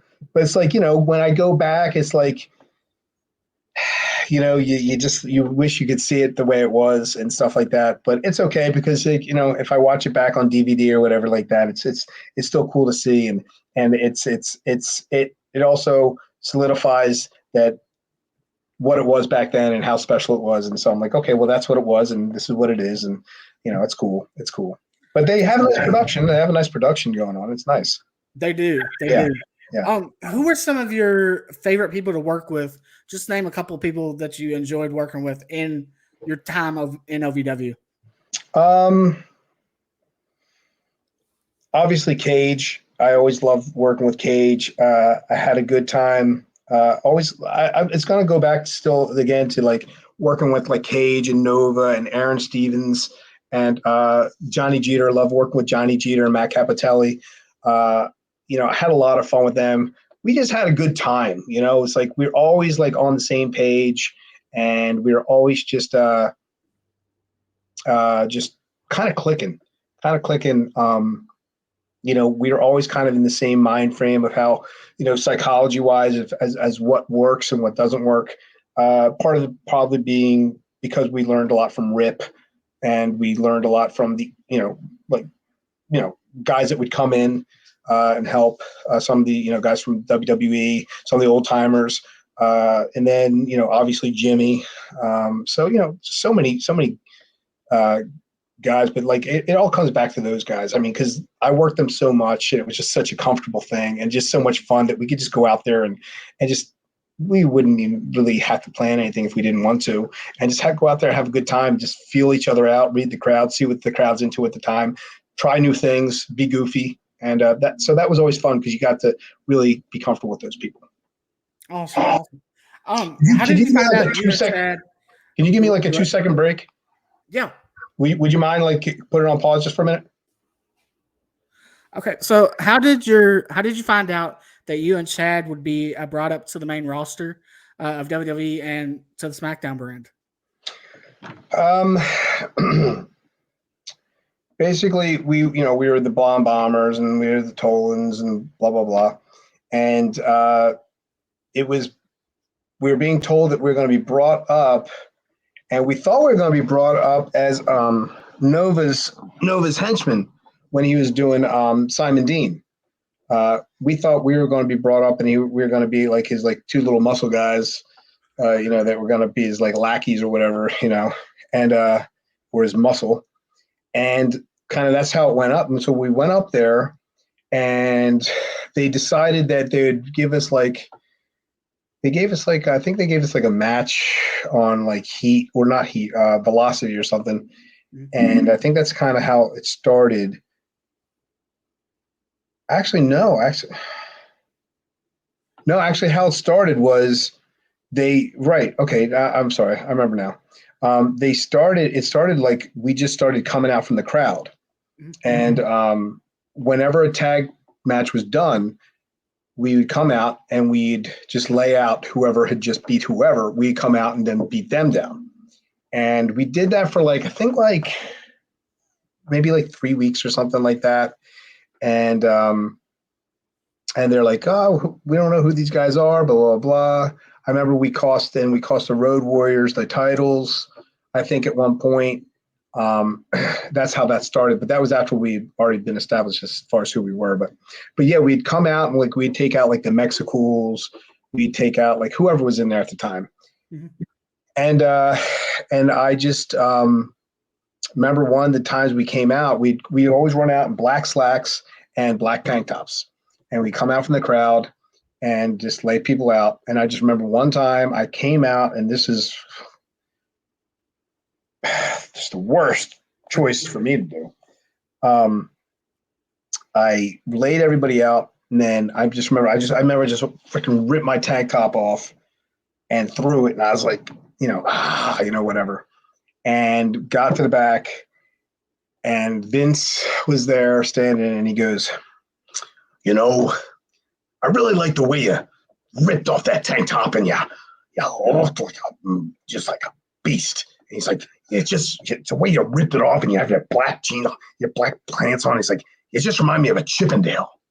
I was like, wait, and I was like, okay, and I was like, oh, and he's like, yeah, he's like, next week I want you to come back. I want you guys to come back. I want you guys to be wearing like, I want to see like a Chippendale outfit or something. See how you would look in that, I got an idea. I was like, all right.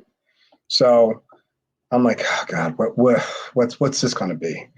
And so now I'm like, I'm gonna be a Chippendale, a stripper. What am I, And so because I ripped my shirt off.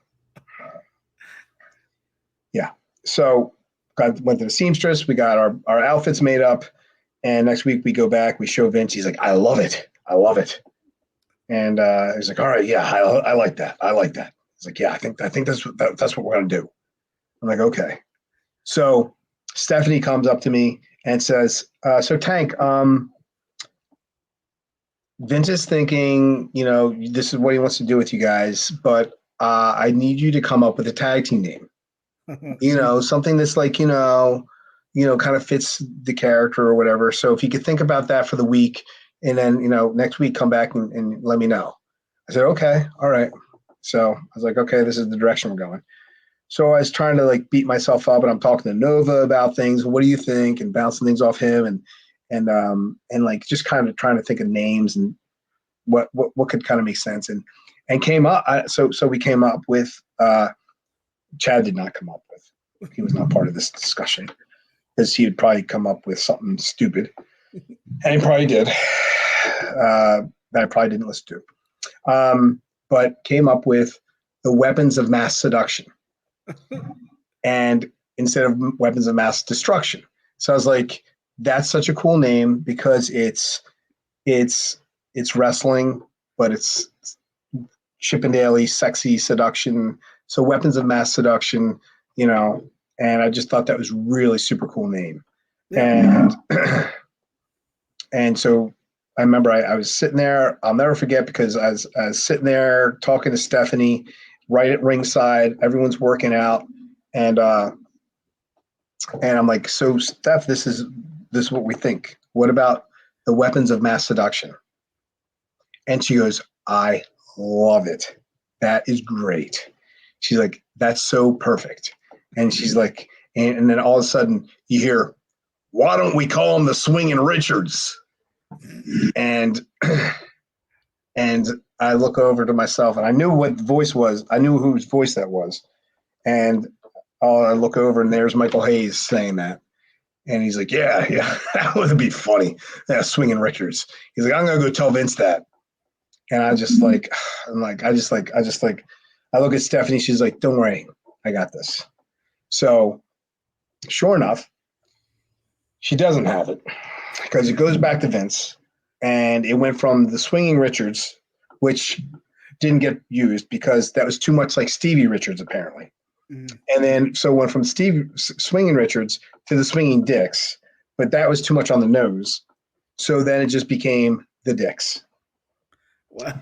And so literally, like I'm talking literally 5 minutes before we're going out, I'm being told by Stephanie that it's going to be the Dick. We're going to be called the Dicks, and I'm going to be James Dick, and he's going to be Chad Dick. And I wanted and if I had been smart or brave enough at the time, because at the time you just want to do whatever they tell you because you're just like, I'm getting a paycheck, and you're just happy to be there. Mm-hmm. But I wish I could have at least been Tank Dick, because Tank Dick is, first off, a hell of a lot funnier than James Dick. Yeah. You know, Tank Dick, because you're like, oh, Tank Dick, you know? But it was James Dick and Chad Dick, and we are the Dicks. And I said, Stephanie, I said, can we, is there any way that we could just spell it DIX? You know? Right. And she's like, no, they want the Dicks. I was like, all right. I was like, here I am. My mom's gonna be so proud. So, but my mom's got a good sense of humor. So, but probably a better one than I had, especially at that time. But yeah. So that was that, and we went out and we became the Dicks, and with the most god awful entrance music that had nothing of a resemblance of Chippendale music whatsoever. It was the most generic bullshit music that you could possibly give someone. It was literally like, hey, let's just throw them out there, give them what the fuck ever music, and see what happens. Yeah. Instead of saying, hey, let's cultivate this a little bit. Let's work on this a little bit and make it something, you know? Because in my mind, I was like, okay, well, if we're going to run with this is what I want to do. I want my character, I want us to be like a combination of Ravishing Rick Rude and Val Venus. Mm-hmm. You know what I mean? Like that kind of flavor, that kind of vibe. And nope. It really sucked because, you know, for a couple of reasons. Because one of the cool things about it was that, like, when they said with our vignettes, our backstage stuff and promos and stuff, they said, hey, you know, we know that you wrote good stuff in OVW. This is just the main points that we want. So they let me write my own shit for the backstage vignettes, which is crazy because, like, not a lot of people get to do that. And I wrote it, and we did it backstage. And I remember people were watching, and they'd all be cracking up because, you know, I'm saying like funny stuff, like, you know, all the innuendos and double entendres and all that stuff about, you know, being hard and vascular, basically describing ourselves, but also describing an actual penis, you know, a penis, and saying how, like, you know, we're you know, you can't beat these dicks type stuff, you know, like that kind of stuff. And you would hear like, oh, Vince and Hunter are loving it. They're in their office laughing. And then awesome job. 10 minutes later, come back. You guys got to reshoot it. It's not going to go through censorship. It's not going to make it. So I was like, I went to Stephanie. I said, Stephanie, I'm really concerned about our character and what you guys want us to do with it, especially on SmackDown. I said, SmackDown, we're on network television, and it's, you know, you guys are trying to be family friendly right now, and it's not this character. This is not for SmackDown. This is a Raw character that's on after, you know, 9 or 10 o'clock on cable television, you know, where you can get away with a hell of a lot more. And she's like, don't worry, we'll make it work. But I explained to her my worries. Yeah. So, and even Jim Ross was like, well, that's got a limited shelf life. So I was like, God, there's a vote of confidence for you.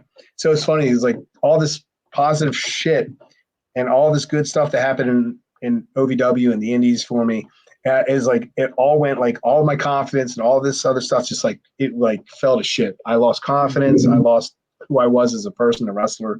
And it was like, and then, like, you know, having to be attached to Chad, and Chad just getting so much heat from the boys. It was like, man, it was like, I felt like every day was like an uphill battle. And it was just such a tough road to hoe. Wow. So to speak. Yeah. Wow. Can you talk about working with Legion of Doom Legion of Doom, Road Warrior Animal, and then Heidenreich? Yeah. No. Once again, really cool to be able to to work with, work with one of the best, people ever to be in a tag team division, with Animal, I mean, even though it wasn't the same Legion of Doom, Road Warriors rather, it was still really super cool to be working with a legend like him. And he was super, super nice. Like, I loved Animal. He was such a good guy, unlike his dickhead brother, Johnny, Johnny Ace. Yeah. Yeah.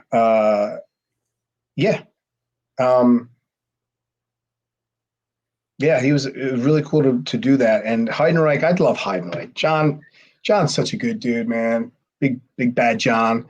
Another OVW guy. Yes. Loved working with, and he's such a funny dude. Like, funny guy. He's crazy, but like great guy. You gotta love him.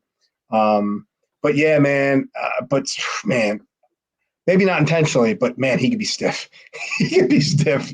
I don't think he knew, but like, it was funny because like we were working in Japan against them when we were doing our stuff. I think we had just beat them because we cost them the title, which we ended up feuding with them because I think we caused them to lose the title to Eminem, I think. And so we started a whole thing with them, and we beat them in England, and then we did another tour over in. I'm sure. I think we did some other matches too, but I think it was over in Japan, man. And I remember I took their finisher. What's that called? The Doomsday Device, I think. Yeah. Where he has I'm on Animal's shoulders, and then Heidenreich comes off the top rope with the clothesline. And I told Heidenreich, look, when you give this to me, nice and easy, just lay it in there nice and easy. I'm going to do a nice backflip off his back and look like I just got destroyed, right? And he's like, all right, brother, no problem. Do the match, get up there. Here comes the Doomsday Device. He hits me. I'm like, whoa. Like, it was as real as it gets. I've been hit a few hard times, but that was one of the harder times. The other one, when I got choke slammed by the Undertaker, he slammed me like a basketball. And but I would do that 10 times over because it's the Undertaker, and I got all the respect in the world for him. But yeah, so Heidenreich gives me the clothesline. I do my backflip, but he gave me a stinger, which is I'm not if you're familiar with the stinger, but like basically like the nerves go down from your neck. It's like and all the way down your arm, and it feels like your whole arm's on fire. You can't move it, and I had to sit there, and it's like I'm like literally like in intense pain from it. And he covers me, but I had to like not move because I'm supposed to be knocked out. But like I wanted to just writhe in pain, and I get counted for the 3, and that was it. And then the next night we're doing it in another part of Japan, and same finish, and I'm like, please, I was like, I will bump so incredibly awesome for you. Just lay it in nice and easy. No problem, brother. Boom. Second time, he gave me 2 stingers. 2 stingers. Again, gave me the stinger again. And I'm telling you, my arm, because when you get a stinger, it causes nerve damage. Temporary, but it does. And so like, I lost so much strength in that arm for like a couple months. And luckily it was my right arm. Yeah. So that was probably what I remember most about working with them, but it was a good time. Yeah. And then while we're talking about tag teams that you worked with in WWE, talk about working with teams like the Mexicools, Paul London and Brian Kendrick, Funaki and Scotty 2 Hottie, and then Nunzio and Vito. Oh yeah, that was a good time. Those were good times. Like all those guys are good people. Man, I remember I took this. It was like a double kick from London Spanky, where one kicks me in the front, one kicks me in the back, and holy shit, little guys! But did they light me up on that kick? I will remember that kick because I was like, holy shit, wrestling's real, And but yeah, but I mean, it was good kick and it was laid in there. But I mean, like, it was definitely, it was just, they were perfectly timed, and they were both like on the stiff side, which I'll tell anybody, I'd rather work with someone who is stiff but safe, you know, because I like it. I like to feel it. I like to be know that I'm getting hit hard. So especially if they're hitting me in the back or something like that, and because I know, okay, well, they're putting it in there, I can sell it. You know, if I don't feel something, I'm like, I don't know if it looks good. I don't know what it looks like. I don't know if I should sell this or not, you know? So, and when I was a trainer, when I was one of the trainers at OVW, that was one of the main things I always told people. I'd be like, look, hit hard in safe places, lay it in there, whap them hard, but do it in a safe way and just make it look good. And, you know, that's the way I like to work. I mean, I like working more on the snug side than super soft. Like, you see a guy like Lance Storm, who is phenomenal, and he's just so smooth and just so light, and and yeah, a guy like that I'll work with. Yeah, you want to work nice and soft and light with me because I know you could work. I know you're phenomenal. That's another guy in the business that never got enough credit. Like, that guy is so good. But I think sometimes, like, I think some people maybe even thought he was too smooth. That it wasn't. It was just like too. He was just so good. He's such a phenomenal athlete, phenomenal worker, phenomenal psychology, and he's a phenomenal guy. I'm putting him over because he was such an awesome guy, an awesome trainer. When I was there, I got the opportunity to work with him, and Al Snow taught me so much, and obviously Rip Rogers and Jimmy Cornette. So, like, there were so many good people there during that time that, like, you know, and he was just one of them.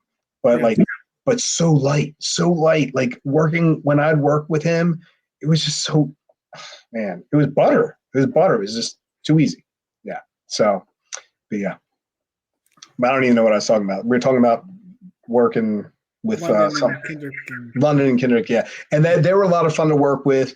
The Mexicools were cool. It was just cool being able to work with like Super Crazy and Psychosis, and guys that I watch, like, you know, in like WCW and stuff, and like you know, you know, Juventud Guerrera type stuff. You know, like it was just really cool working with those guys, and they had a fun gimmick. You know, the Mexicools was really fun, and they were nice guys. Yeah, and of course, who doesn't like Funaki? Funaki is one of the most lovable, so awesome, nice guys. It's and just fun to work with. Scotty Too Hot, he's so super easy, laid back, chill, like, you know, just having a good time. Like, it was actually funny because, like, bringing it back full circle to like to like, you know, watching as a kid and going to the Spectrum, the Philadelphia Spectrum, to watch them. It was just like, I remember, like, I don't know how I didn't even say this, like, probably one of my most memorable matches, and definitely my most memorable match as a WWE person was when I got to do it was like a battle royal, tag team battle royal in Philadelphia at the Wells Fargo Center, and which is now it was the Wachovia Center at the time. Now it's the Wells Fargo, you know, just same place though. But it was basically like, for me, that was like, everything was coming full circle for me, because I remember telling myself I wanted to do this one day and I wanted to perform here. And it was, you know, because I remember going to the show that night, the same night I told you that, like, I got to go meet all the wrestlers and stuff like that and see Benoit and all the guys. And I just remember, like, coming out and being like, I'm here. This is what it was all like. I made it. Like, and like, I'm wrestling in my hometown basically, and I this is what I wanted. I had my family and friends there, and it was so awesome, man. So that was probably like one of the most special nights, as far as in the WWE. That was my most special night. That's definitely my most special night. Yeah, I had my best friend there from college, you know, who knew what a big wrestling fan I was. I got him into it, and it was just really cool. And it was just awesome. Yeah. So that is very cool. yeah. Any road stories by chance that you can share from your time in WWE? I mean, I think most people know about, you know, when I, you know, had the altercation with Chad That's a pretty well-known one that I've said many a time. But I mean, to give you the short version, basically, Chad got a lot of heat. He had automatically had heat before I even knew he had heat because he had given a compliment to Bradshaw's wife. Said, he told Bradshaw was right there, and he complimented his wife, saying how pretty she was. And I know Chad meant nothing by it. This is before I even knew. I didn't even know about this that he had heat, and yeah. So he got heat, and then next thing you know, we're up there in WWE, and he's getting heat from Bradshaw. And one of the things that they always mess with the new guys, and so they were, they ribbed us a few times, and and each time I took it no problem. I laughed it off. I actually no sold it, but in a good no sell way where it's not that I don't care, that they're doing things okay, I'm putting it over that you did it, but I'm not making, I don't care. It's not a big deal. I know that I'm the new guy. You're going to do that to me. So they did that to me a couple times. And then Benoit pulled me off to the side and he said, "Hey Tank, just want to let you know that, you really, I know we're all messing with you guys and stuff." He's like, "You're the new guys." And I was like, "No, I get it." I was like, "That's what happens." I was like, "I've been parts of other teams and other things where you're the new guy and you get ribbed." I was like, that's all good. And he's like, "Okay, cool, man." He goes, "I just want to let you know, we're cool with you, man. We're not even going to mess with you anymore." He's like, "But you got to get a handle on your partner because your partner, no one likes him. He whines and complains and he's got a lot of heat." He goes, "I'm just giving you the heads up because obviously we like you, but you know how it is when you're with a tag partner, you're kind of attached, you're married." I was like, "Yeah, I know." He's like, "Have some talks with him. Talk to him. Get through to him." And Benoit was really cool with me. And I was like, "Yeah, okay. Yeah, I'll do that. Thanks, Chris. I appreciate it. I really appreciate it." And they never didn't mess with me anymore, but they're still messing with him. And then next thing you know, they knew that we didn't get along. They knew that there were a lot of issues with chemistry and stuff like that. And they had heard rumors that I one time pulled over the minivan and wanted to kick his ass because he went behind my back to Stephanie trying to pitch ideas, and when he should have talked to me first because he blindsided me with certain things. And so I just wanted to whoop him. But we were riding with Bobby Lashley and the Boogeyman and stuff at the time, and they're like, "Calm down, Tank, calm down." I was like, okay. So, but I was pissed, because I was like, it's not the fact that he even did that. It's you're messing with my career. Mm-hmm. This is my lifelong dream of doing this, and I'm finally here, and you're derailing my chances for success.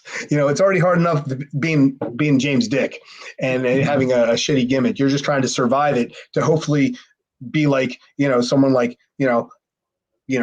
has a shitty gimmick that can somehow move on. Like how when Kane was the dentist, he hated it, right? Right. He was Dr. Isaac Yankem, but then he became Kane. I'm not saying that I'm like Kane, but I'm saying I wish I could have in the same way survived that gimmick to make it onto the next thing. You know what I mean? Like Dolph Ziggler, he was part of the Spear Squad, and then look at him now, Yeah. So, guys like that, so, but yeah, so, I was upset for many reasons, but bottom line is he had a lot of heat. And then next thing you know, it got back to the boys that, there's this disconnect between us. And, but they knew that I was kind of the one calling the shots. And so next thing you know, we're called into wrestler's court. When we were on the road, it was it was Mexico.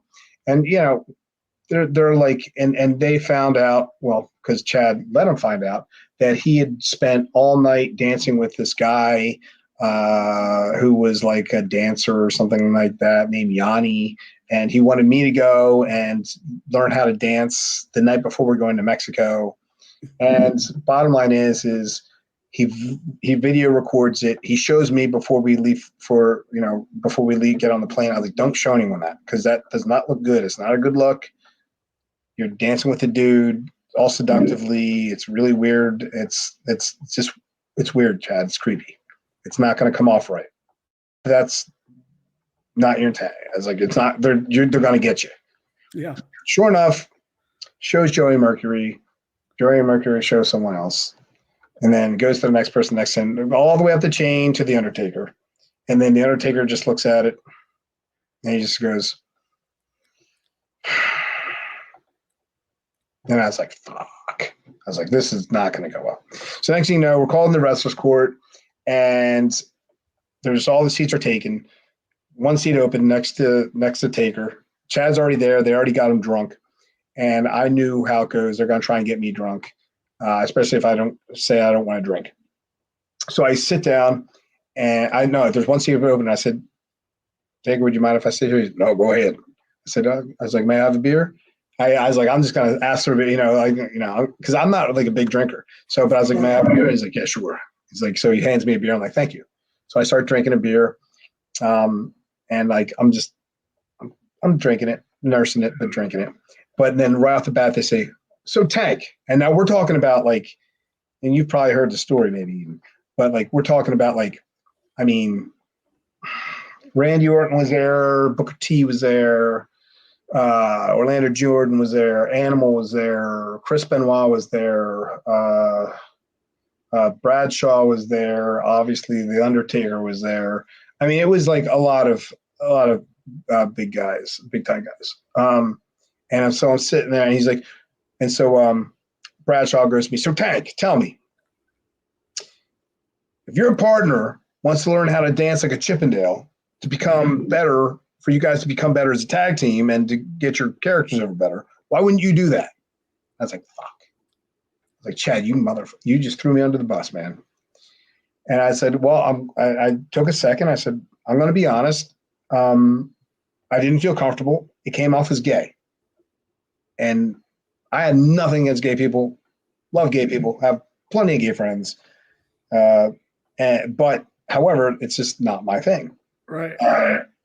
And they pause and they go, you're goddamn right. Chad, admit you're a faggot. And they just laid into him. I mean, they just fucking, you admit you're a faggot. You like to suck dick and all this other stuff. And like, just going to town on him big time. And I'm like, oh my God. I'm like, man, I was like, oh, whew. And so bottom line, they're attacking him. I mean, to the point where it's like relentless. And he starts crying. And they're like, you can't cry. What? Like, okay, calm down. Do some. Randy Orton was there. And because Randy Orton's like, do some jumping jacks. And so Chad's like sitting there doing jumping jacks, crying. And it's a whole thing.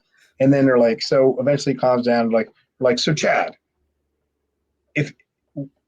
why he's like, why don't you call the shots? You Tank's calling all the shots. How come you don't call the shots? And blah, blah, blah.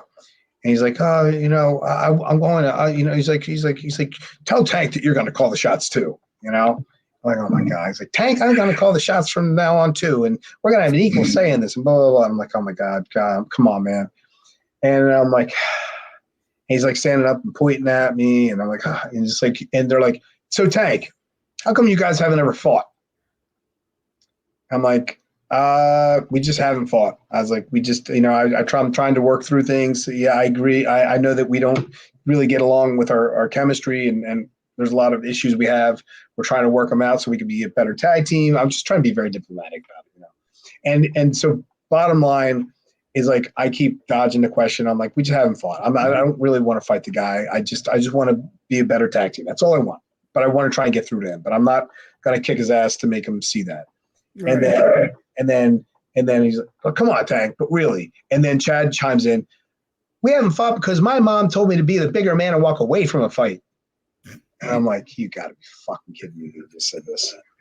And like next thing, they're throwing like napkins in the air like it's a flag on the play. Like, you don't bring your mom into this, you pussy-ass faggot. Like that kind of stuff. Like, oh my God, Chad, you're just not helping yourself.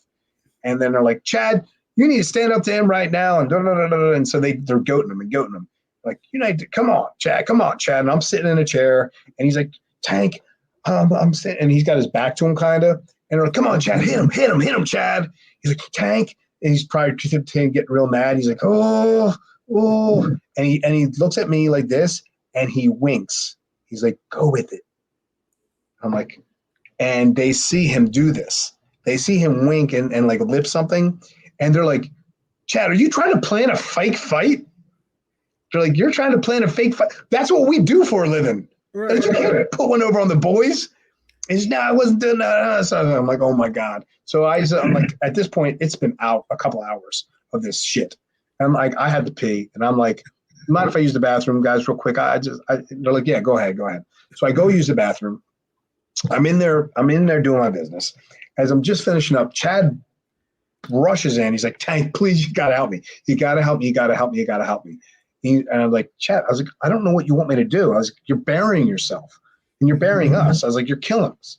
And he's like, please help me. I'm like, I don't know what you want me to do. He's like, let me hit you one time. I was like, are you insane? I was like, I'm not going to let you hit me. You're crazy. I walk out of the bathroom. As the guys are all coming in. They're all coming in to use the bathroom. And so I walk out and I'm standing by the elevator, which is right next to the bathroom. And I'm just like, okay. And I'm just like, maybe this could be the end of the night. And we can just go up and it'll be done because it's late, you know? And Chad comes rushing out and he's like, starts begging me again. He's like, Tank, please. And I'm not making up one single thing of this. This is all 100% true. And he gets down on his hands and knees and he's literally like looking at me, please, Tank, please let me hit you one time. Please, let me just one time, let me hit you. And I said, Chad, if I let you hit me, then I become the bitch. I was like, I'm not going to be the bitch. I'm not going to like let you hit me and not defend myself and hit you back. I said, so don't get any ideas. It ain't happening. And like, he's still continuing to beg me. And I'm like, what, where are these guys? Like, you know, like, why aren't these guys still in the bathroom? Right. And like, it ends up that he locked them in. He locked them in the bathroom. He locked it from the outside. And the way the Undertaker tells the story is, he's like, yeah, he goes, yeah, so we're coming out of the bathroom, and I go to open the door, and little bastard locked us in. And everyone in that bathroom freaking loved it. They loved that Chad got one over on him. He got them. He locked, and so he went from being under to going over. He got over on them and they loved it. All of a sudden he was like awesome because they're like, oh, he got one on us, you know, like they loved it. And then, but there was one person that wasn't in the bathroom, Orlando Jordan. And Orlando Jordan unlocked the door. And when he unlocked the door and they came out, they saw Chad on his hands and knees begging me. And then so he went from being under to being over like a mofo and then just right back under again. That was terrible. And then at this point, they're like, all right, we're done. We're done for the night. And Chad's crying and we're in the elevator, taking the elevator back up. And they're literally like elbowing him and he's pinballing around and like they're like elbowing him from one to the other. And he's like crying. And like at this point, I'm so like, what the F? But I feel actually really terrible for the kid. And I'm actually at this point really concerned for him because he was a real mess, a real wreck. And he's got mental issues anyway, man, this kid. And so I was actually really concerned about him. So I actually took him back and walked him back to his room. And I tried to talk some sense into him. I told him, hey, look, it's going to be okay. And all this shit. And yeah, it was really crazy. But, you know, he's like, I'm sorry, Tank. I'll listen to you from now on, blah, blah, blah, blah. And I'm like, look, dude, like, I'm just trying to survive this, man. I'm just trying to get through this and make it, you know, up here. You know, I was like, it's not easy. You know, we're the new guys and they're going to come at you. But, like, you can't do things that are going to draw more attention, more heat to yourself. Because it's not going to help you. It's not going to help us. And he's like, I know. He's like, I'll listen to you from now on. And I'm like, okay. I'm going to try and chalk it up to a learning lesson and hopefully it'll, you know, maybe you'll fall in line. I don't know. So next night, same freaking thing, basically, except this time we get called into the catering and it's like this big catering hall. It was in Mexico City at this really nice hotel, and we had our own private catering, and everyone was there. I mean, production and the from everyone from the production crew to the people to the doctors to everybody. Aside from like Vince himself, you know, and as I walk in, I get called down, and because Benoit calls me, he's like, "Hey, your partner's up to it again. You got to come down here." I was like, "Okay." He's like, "I'll be up there in 2 minutes and get you." I was like, "Okay." So Chris comes and gets me. We walk down. As I'm walking into the catering room, everyone's there, and just like there's literally like I'm not kidding you. There's like piles of money on each table, like in this catering room, and then there it is, the main table. All the seats are filled except for one next to the Undertaker. That was my chair. And once again, I'm like, Taker, you mind if I have a seat? Nah, go right ahead. I'm like, Taker, may I have a beer? There you go. It's like, okay, thank you. Beer. I'm sitting back, and like I said, it's a long story, but I'm trying to make it short as I can. But bottom line is, Chad's already drunk again, and they got him yapping at me again. I'm literally laying back. I'm sitting on 2 legs back of a chair, and like leaning back on the chair. I'm drinking the beer. Like, Chad, sit down. I don't want to fight you. I don't want to hurt you. I don't want to do anything. I just like, just let this go. I said, you're feeding into this. I was like, this is what they want. They want us to fight for their amusement. Yeah. And at this point, I was like, I didn't care. I was like, this is what they do. I was like, they're just trying to get a rise out of you. I said, will you freaking smarten up? I was like, they want you to fight me, and it's all for their entertainment. I was like, it's not because they really care about your wanting to be an equal part of things or anything else. He's like, no, you listen, Tank. Da, da, da, da. I'm like, oh my God, Chad. I was like, don't do this. And I'm drinking my beer, and then as I'm drinking my beer, one of the guys says something to me, and I turn. As I turn, wham! He hits me. I fly back off my seat. Next thing you know, he's got me in a front face lock, and I go, damn it, Chad. I said, now I got to hit you. And so he's got me in front face lock. I get right up. I break out of it, and I just real quick, I smacked the shit out of his face. I said, I'm not going to fuck off. I was like, I'm not going to lose my job because of you. And I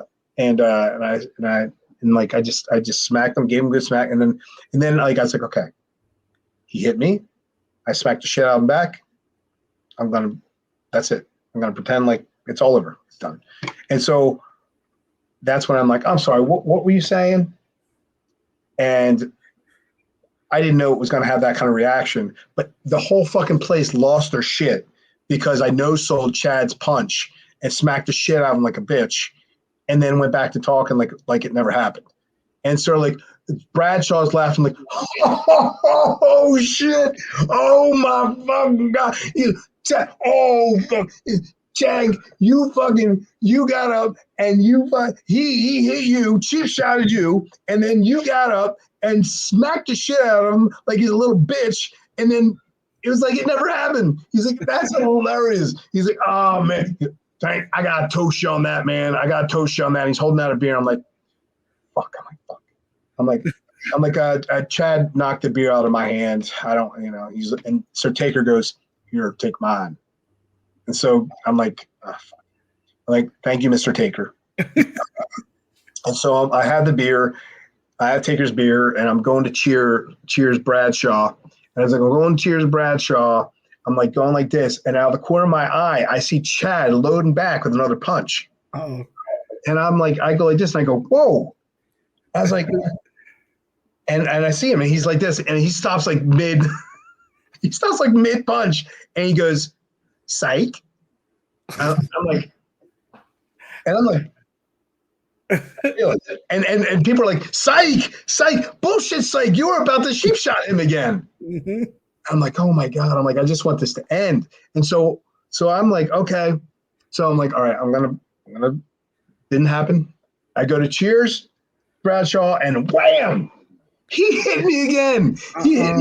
This time I just stumble back a couple steps, and then I put the beer down. I go, now I'm gonna kick your fucking ass. Yeah. And now he's doing his like best Ric Flair bag off impression. Like this shit, you know? So, no, we're even. I'm like, the hell we are. And I just go, wop, wop, wop, just 3 shots real quick. I remember I busted his eye, I busted his nose, and I put his teeth through his bottom lip. And when I put his teeth through his bottom lip, I actually cut my finger down to the bone and tore a ligament and actually gave myself a boxer fracture. Oh. And yeah. And then I just went pop, pop, pop, pop. And then I jumped on the getting ready to wail on him some more because now I'm just like seeing red. I'm just like, I'm gonna, I just lost my shit. And then I was like getting ready to wind up, and then the guys pulled me off of him. And like I'll never forget, he's wearing a white shirt, and it was just like fucking just blood like down. And here we are in a nice hotel in Mexico City, and they pull him up, and he's like this, like like out of it. And they're like, and I remember Jamie Noble and Matt Hardy were holding him up on each side. And they're like, get this cocksucking motherfucking mama's boy faggot out of here. Take him back to his room. And I mean, it was really harsh shit. Yeah. Cancel culture kind of shit nowadays, and wouldn't have even flown like that nowadays because of the internet and because of like, bullying and all this anti-bullying shit. Like it was like a lot rougher back then. And so they get him out of there. And I remember they all gathered around me, and I was like, and they're like, and Undertaker's like, looked at me, he's like, Tank, he's like, you're one of the boys. You're one of the boys. He's like, you're one of the boys now. You're cool with us, man. You're cool as shit. And and I was like, and like that whole thing just fucking happened. I was like, holy shit. I was like, in my mind, I'm like, it's so cool. Taker's calling me one of the boys. I'm like, that's awesome. But I'm like at the same time, I'm like, I was so over it. I wanted to be like, fuck you. I was like, fuck you. Like I wanted to just be like, fuck you, fuck you, fuck you, fuck you. Because I didn't want to do that because I fucking like, this is my fucking career. This is my passion, my love. And you guys are fucking me for your entertainment because I had to whoop this little fucker's ass. And I didn't want to. And I was like, okay, great, I'm one of the boys, but that doesn't fucking mean shit because it's like I knew it was fucking pretty much going towards the end at this point because like, I just felt it all falling apart, which sucked. But yeah, so there I was, my hands busted open. Dr.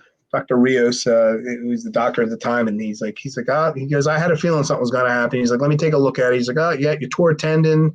He's like, yeah. He goes, hey, he's like, and it was cut down to the bone. He's like, hey, who wants to see me repair a tendon and stitch him up? And all the boys are like, yeah, I do. So here I am, like all the boys, Taker and all the boys are gathered around to watch the guy repair a tendon and stitch me up right there, right in the catering room. So he like put some antiseptic on it and stitched me up, put a shot of Novocaine in there, and then started stitching it up.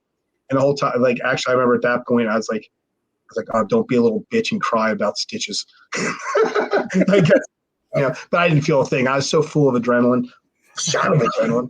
Anyway, yeah. So yeah, that was pretty much the whole incident with him.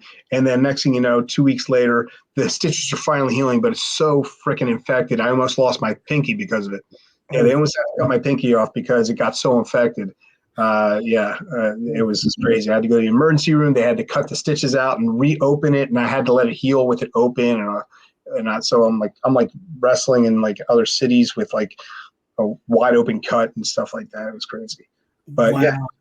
yeah, pretty crazy stuff. And then the next time we had to wrestle was I think the next time we wrestled overseas was Japan and Thailand. I remember we went in to we had our match, and when we were having our match on the sheet, the sheet which says what matches were, it said Spanky in London versus a dick and a pussy. Yeah. So I was still one of the dicks, but he was now a pussy.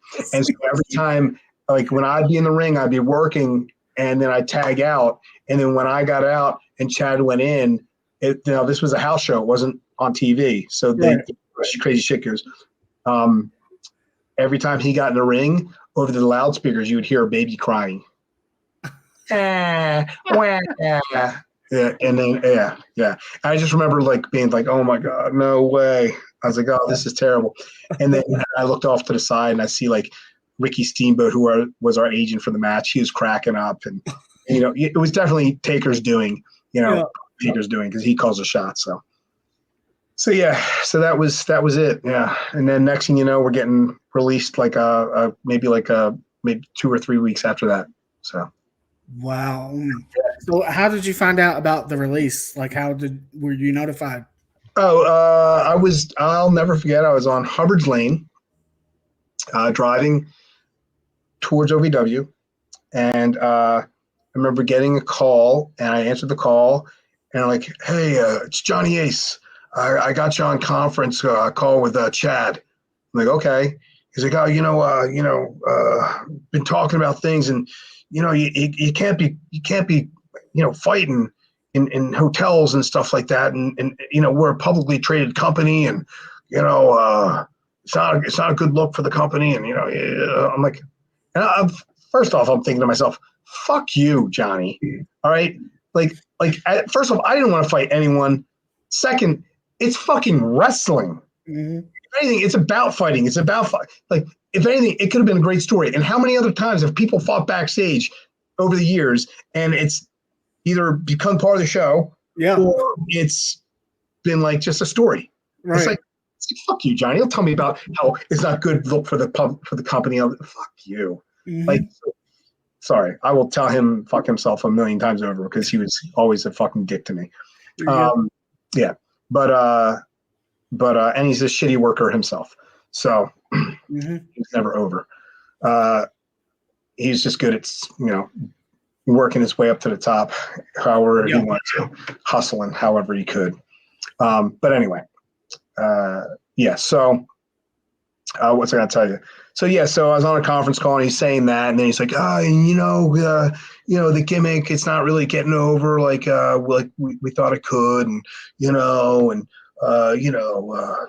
but hey, wrestling is a revolving door, the business, you go and you guys go away for a little while, people forget about the characters, and then maybe we work you back in, and you guys can come back and maybe do something different. And the whole time I'm thinking like, Johnny, don't give me this bullshit. Just fucking say we're released and just like let it go, and that's it. So that happened, and then like I end up talking to, I think it was Tommy Dreamer, I think it was, and he's like, "Hey Tank, just to let you know, like they didn't want to let you go.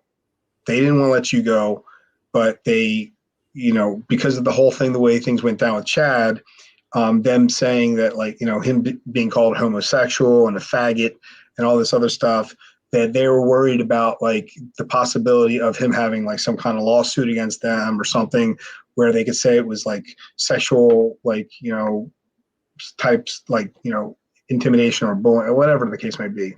And then he was being outcast because of that. They said that, so it was just easier if they just let you both go.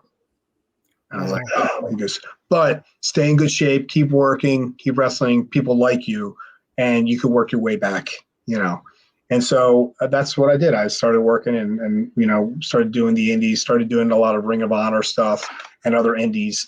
And then, changed up my character, changed up my look, and just, had a good time on the indies. And I was trying to work my way back. And I remember I'd go to the shows and I'd be like, Johnny, what are we looking at? He's like, oh, give it a little bit more time, give it a little more time, give it a little more time. I kept trying to get him, talking to Johnny every time I'd go, we're just going to, let's just give it like another like 9 to 12 months, just keep working at it, and just, I'm like, okay. And then finally, I'm like, this dude doesn't want to bring me back. He didn't want me signed to begin with. He wasn't have anything to do with my signing. So, So that was that. And then, so bottom line is like, from what I understood is like, there was a good chance of me making it back when ECW was making the return. So that was kind of like what was supposed to kind of go into play. From what I understand is like, I had a good shot at getting back once that happened. But like when I was working with Ring of Honor, I was actually working, and I was doing some match with the Briscoe brothers or something. And I remember I was catching one of the Briscoe brothers from the outside, and my hand got caught up on someone I was working with, Bobby Dempsey, who's a great guy in the Ring of Honor. Yeah, and when my hand got caught on his shoulder, Briscoe came down on that side and tore my other bicep. Oh, So yeah. yeah, so all of a sudden now I'm out again, and yeah, so both biceps were torn like 2 years apart from each other, and it was just like crazy, like coincidence, So yeah, That so is crazy. yeah, so that's, and then after that, like I never really tried to. I never tried, like I still did the indies and had a good time, but just never tried to get back up to to WWE or anything like that. And it's like, I guess it's not because I didn't want to, but I was just like, well, what am I doing here? It's like, I just kind of felt like, just, I was angry at certain things. I guess like just pissy about shit and, negative on the business for a little bit, because I was like, fucking, I poured my heart and soul into this, and, but at the same time, like now I look back at it and I'm like, hey, look, man, I got to do something that so many people just dream of doing. And especially someone my height, you know me, I'm short, dude. Like, I'm like freaking 5'6", even though the fucking internet says I'm 5'8", 5'9", whatever, it's like, I mean, I was like 5'6", 230 pounds with a freaking six pack and a monster, but still, nonetheless, Right. a little guy for the business. Yeah. So, but I had a good look, and I feel like I had a lot of good things going for me. I liked my character as far as who I could be, and I felt confident. But I had a good time, and so I look back at it and I'm like, hey, look, I still got to accomplish my dream, not to the level that I wanted to, but I still got to make it to the big time. I got to have some success to a degree, and which is a hell of a lot more than people that are more talented than me ever got to have. So yeah. Right. You got to make it to WWE. Yeah. And so that in itself was pretty cool. I got to live out my dream. Yeah. Who were some of your favorite people to work with during your time in WWE? In WWE, I would say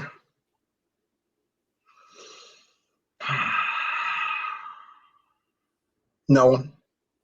No one.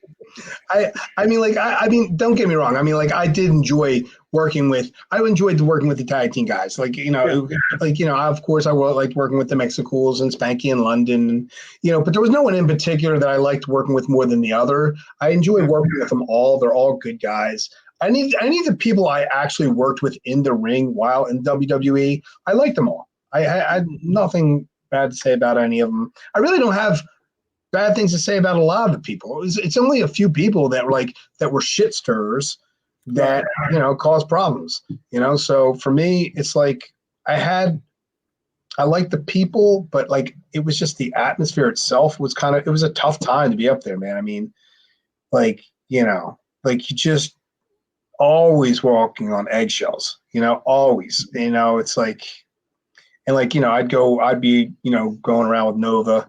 And stuff like Simon Dean. And, I'd always be like trying to watch myself like fly under the radar as best I can, get out there in the ring before everything's set up and make sure you roll around, show that you're interested, showing that you want to learn. It's such a political bullshit game. It really is. It's like, and it's so fucking middle school childish bullshit that like, it's crazy because you want to talk, it's a professionally traded company. Yeah, it is. And it's like, but you still have fucking clowns in there, and some of the main people were clowns. Yeah. So that's just kind of how it was. But you just navigate it like any workplace. You're still going to have people you really like, and there's going to be people that are assholes, no matter what kind of company you work for. So true. You just try and navigate the best you can. Very true. Very true. And especially you talk about people being clowns, especially with a lot of the stuff that we've found out lately as far as allegations. Yeah, alleged. Yes. Yeah, allegedly. Yeah, but hey, look, that's the business, man. It's a crazy business. It is really a circus. I Yeah. mean, it's like, you run into all kinds of people there. You can meet the most like normal down to earth guys, and you can meet the craziest motherfuckers you'll ever meet, like in the same business. So, like a guy like Mick Foley, like, I mean, he's like one of the nicest possible people you could ever meet, and he's well spoken and intelligent and so nice and like cool. And then you have, although his character, you would be like, this guy is insane, but he's like awesome, and then you have some other people who like haven't done half as much or attained quite, anything, and like they're fucking dicks, and like they think they're bigger than what they are. They think they're bigger they think they're bigger than like, than freaking God himself. I mean, like they think that their shit don't stink, and that they're too good for everybody, including fans. It's like crazy. So Yeah, exactly. In 2008, you made a return to OVW. You 2000 guys what? worked with guys such as Beef Wellington, James Moose Thomas, JD Michaels, and Anthony Bravado. Talk about working with some of those guys. Yeah, Beef Wellington. I just love that name. This is great. Yeah, good guy. And then we were talking about you said Beef Wellington, obviously Anthony Bravado, JD Michaels. JD Michaels. Yeah, JD Michaels. I like JD. JD and we had a couple good matches. I know we had one at Kentucky Kingdom that I remember that I enjoyed. I enjoyed one at Kentucky Kingdom. He was fun. He was pretty new to OVW at the time, and but he was good. He was fun. I think at the time he was dating April Hunter. I think, where he had dated. Yes. But yeah, and he made his own gear, which was cool. And he did a pretty good job at it, actually. Which I made some of my own gear too. I actually ended up learning. So I bought a sewing machine, started making some of my own stuff too. But he did a really good job. But yeah, he was fun to work with. He was a good worker. Definitely a good worker. It's funny. It's like some people, they're good workers. They don't always get the opportunity like some other people do. So it's timing, it's luck, it's a lot of things. But yeah, I mean, I would say like I loved working with Anthony Bravado, Blair Moan, because he was also one of my good buddies. He's one of my really good friends while I lived out there and had a lot of fun. He's also one of my students. So, he's one of my students in the class, and I taught him and a few other guys. There's definitely some people that like there's a guy who was one of my students named Mitch Huff. He was about to ask you about actually. He's an alumni of the podcast here. Oh, is he? When he was on, he talked highly of you. And yeah. Yeah, he's one of my boys. I was just there. I was just in Louisville. Actually, I just came back from Louisville yesterday. My girlfriend lives out there. So shout out to Melody Rimble. What's up? Yes. I'm not sure if you remember Melody. She was one of the fans. She's one of the fans there. Yeah. So she struck me. She struck me with Cupid's arrow back in 2003. And it's still pinned to my heart. So I've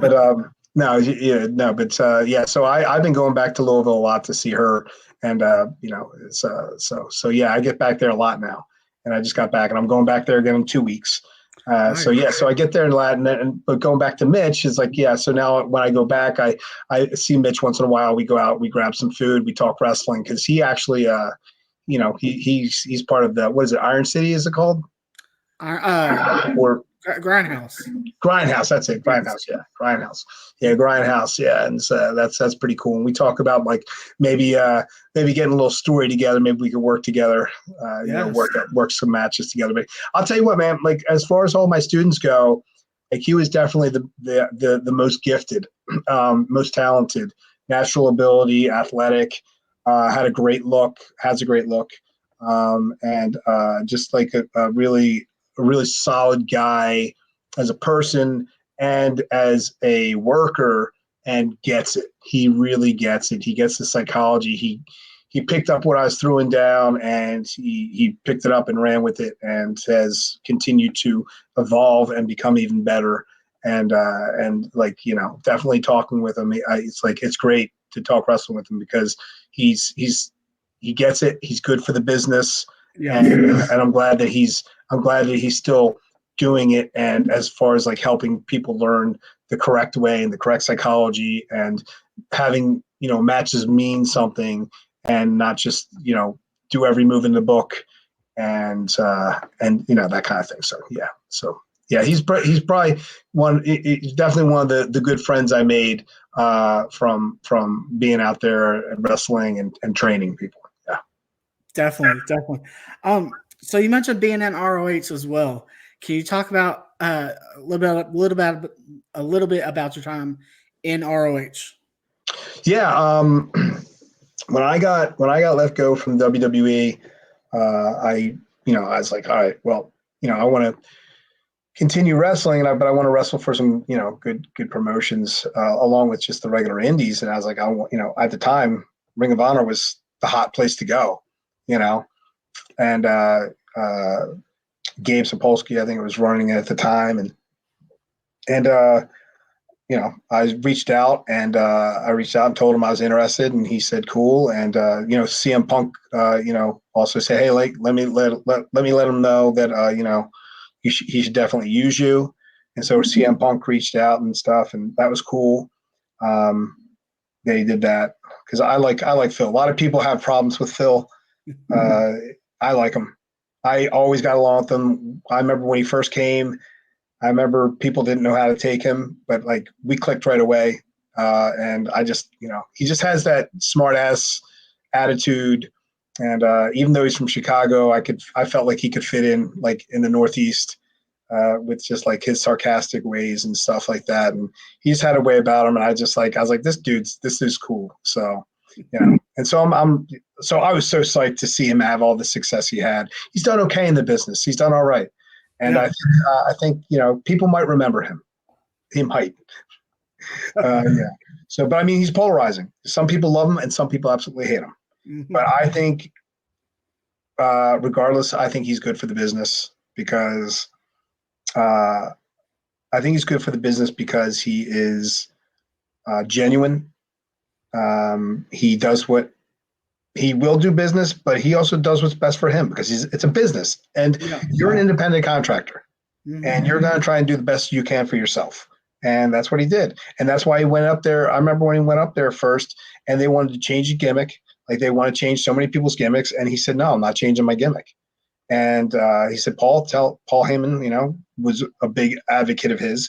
And he told Paul, like, I'm not changing my gimmick. So like, if they don't want me to be who I am, then I'll just go wrestle someplace else. So I have all the respect in the world for him for that because I wish I had the balls to do that back then.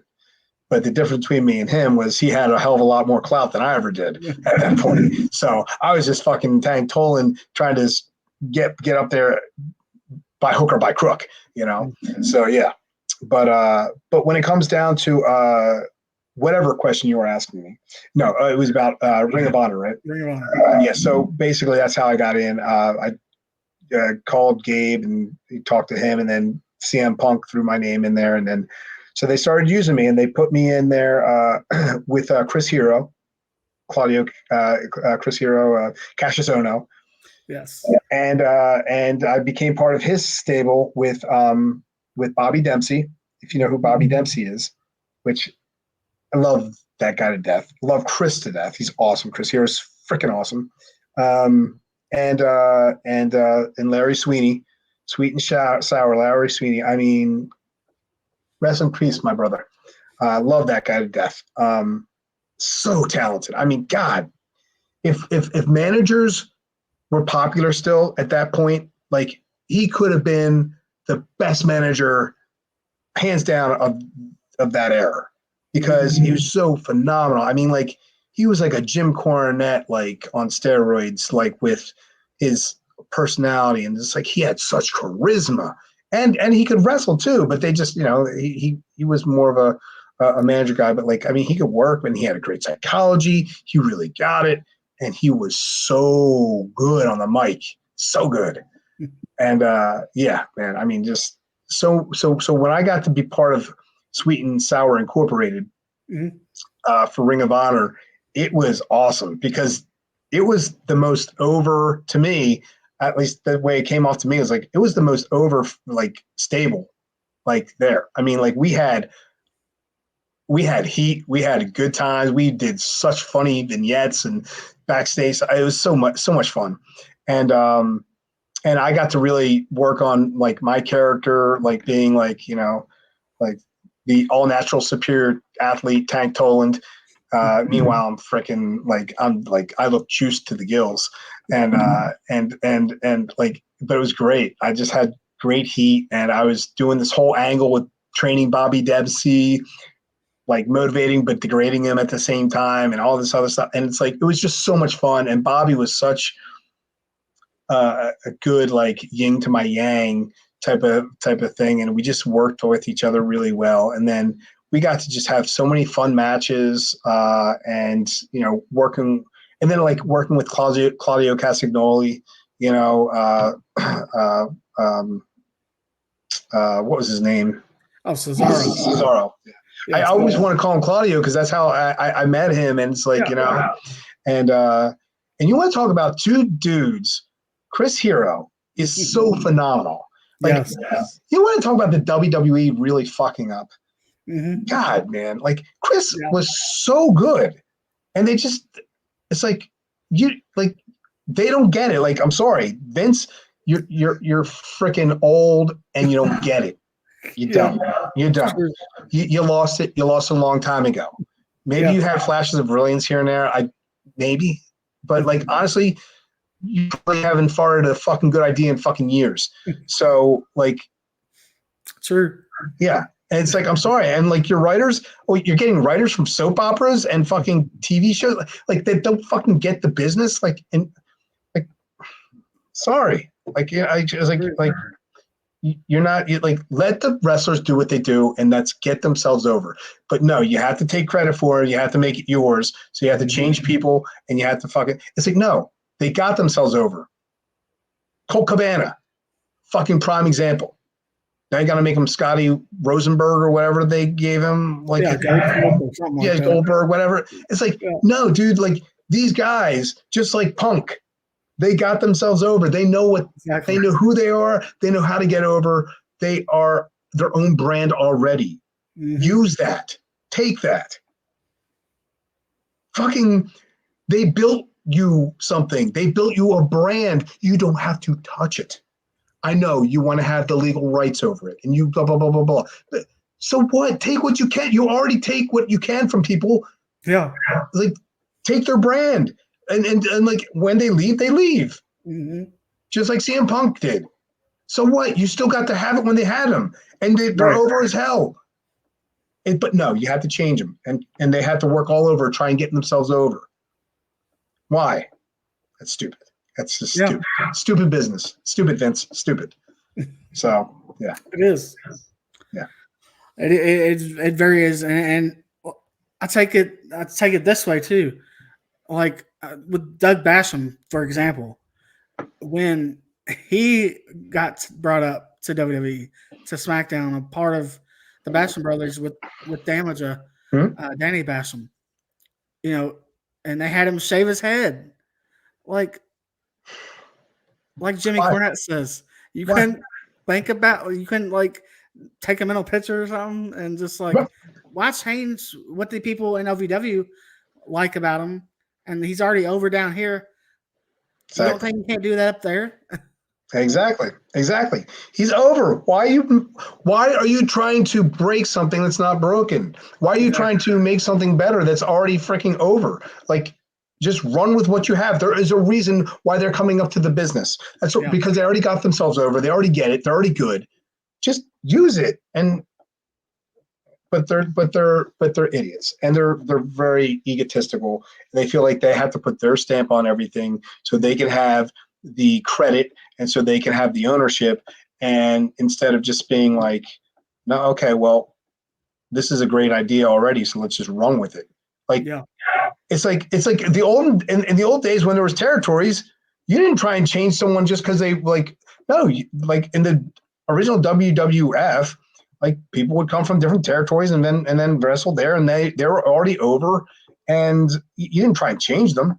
So like, why try and change things then? It just doesn't make a sense, and it's bad business, and you lose a lot of good opportunities because of that. So yeah, and like I said, Sure. Chris Hero being one of them, Colt Cabana being one of them. Claudio luckily survived it because he's a freak of nature, like incredible talent. He almost didn't even get brought back to the WWE because I remember they were getting ready to sign him, and then they relinquished it, and then he went a long time without getting a contract again.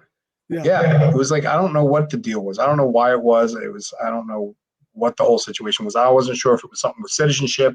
I wasn't sure if it was something with like performance enhancing drugs or whatever. I don't know. But for some reason, they put the squash on his contract at one point, like when they were getting ready to sign him. And then he was gone for a while. And then they finally signed him. And then he became one of the best wrestlers in the company.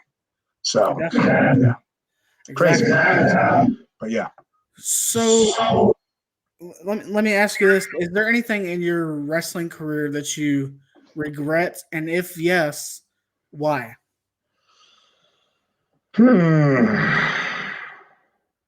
that you would go back and change? Yeah, there's plenty there. I mean, I regret. I regret. I understand at the time why I was the way I was. With like, I wish I was more vocal with how I felt about my character, my my partner. I wish I stood up a little bit more for myself as far as like saying or put my foot down and say, hey, look, like this is who I am. This is what, this is, how I want to be, like, similar to CM Punk. But I mean, like, I really don't think I had as much leg to stand on at that time either. Like, so, it is what it is. I mean, I wish I could change those types of things. I feel like I conducted myself very professionally, though. So I'm proud of how I conducted myself as best I could under those circumstances. OVW wise, I mean, shoot, I wouldn't change a damn thing as far as, my opportunities I had, the friendships I made, that kind of stuff. I mean, it was phenomenal. I mean, the friends I have and the family I have, like, they'll be my friends forever. And they're still my family. And I still love, shooting texts to Johnny Jeter, busting his balls, and him throwing it right back at me and stuff like that. Like, there's some people that are still my boys and stuff. And, we have an OVW fantasy football league that we play in, and it's fun. And I like seeing Jeter get his ass kicked every year. So, cause he's the one that started the league, which is fun. So, and yeah, so it's pretty cool. But yeah, I mean, as far as changing things, I mean, you can only, I think I had a pretty good success overall as far as like definitely in OVW, but I mean, like WWE, I mean, I can't change everybody. I can't change people's behaviors. I can't change, the way they run the business. But I mean, I wish I could have maybe handled it a little differently with Chad, or somehow managed it to get through it to the point where I could have survived it and moved on to whatever gimmick would have been next or whatever. So I wish I could have stayed up in the company, even though it was a really tough time and a tough locker room and environment to be in. I wish I could have circumvented it to a point where I made it through and had all the guys' respect while still having a job, So yeah. So that's that I wish I could have done. Yeah. Definitely. No, for sure.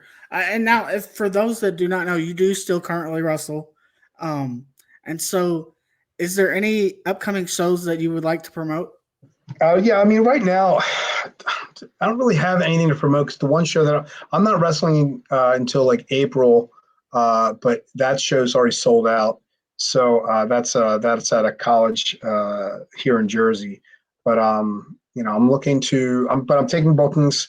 I'm definitely taking bookings, and I'm also, like I said, I go back to Louisville to see my baby girl.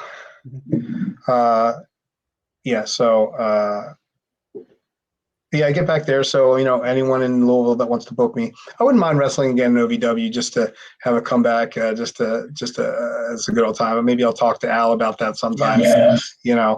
Maybe just to, even if they want to just have me put someone over nicely, that'd be fine with me. However, but being that I get back to Louisville a lot, I wouldn't mind wrestling either there or with Grindhouse, because I've talked to Mitch about that as well. So, but any bookers that are out there, or anyone that wants to get in touch with me, feel free to Facebook me or Instagram me.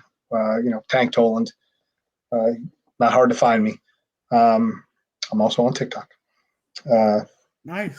Yeah. I'm obsessed with TikTok. Well, I'm just pretty much obsessed with one guy, the Demon Dragon. His name is.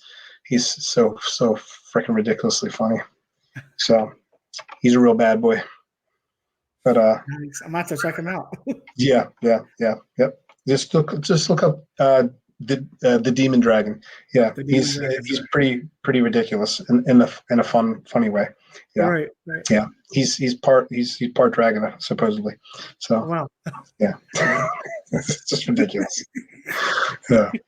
But yeah, so that's not hard to find me if anyone wants to get in touch and either ask me to do a show or a podcast or whatever. Sounds great. Promoters, bookers, if you're out there and you're listening, you're watching, go ahead and reach out to Tank. Get him on your next show. You will not be disappointed at all. And get a shot of adrenaline. Shot of adrenaline. Yes. I have to say that. Thank you for having me on. I really appreciate it. It's always awesome to talk with you and to talk to any podcasting fans and stuff like that. It's I enjoy talking about some of the good old times and obviously the passion of wrestling and all that. Yes, thank you for coming on the Final Count as well, and I definitely encourage all the fans go follow you on your social media, on your TikTok even as well, and just check out everything you're doing, and still continuing to wrestle. Go out and see Tank Toland wrestle at the next show that he's on, and follow him on his social media, and you can find out where he's going to be at next. So, Tank, as of this time, I'd like to thank you for coming on the Final Count, and you're definitely welcome to come back anytime, sir. Thank you very much. I appreciate it. Always a pleasure, and it's good to see you kicking ass, buddy. Thanks, brother. Got it, man.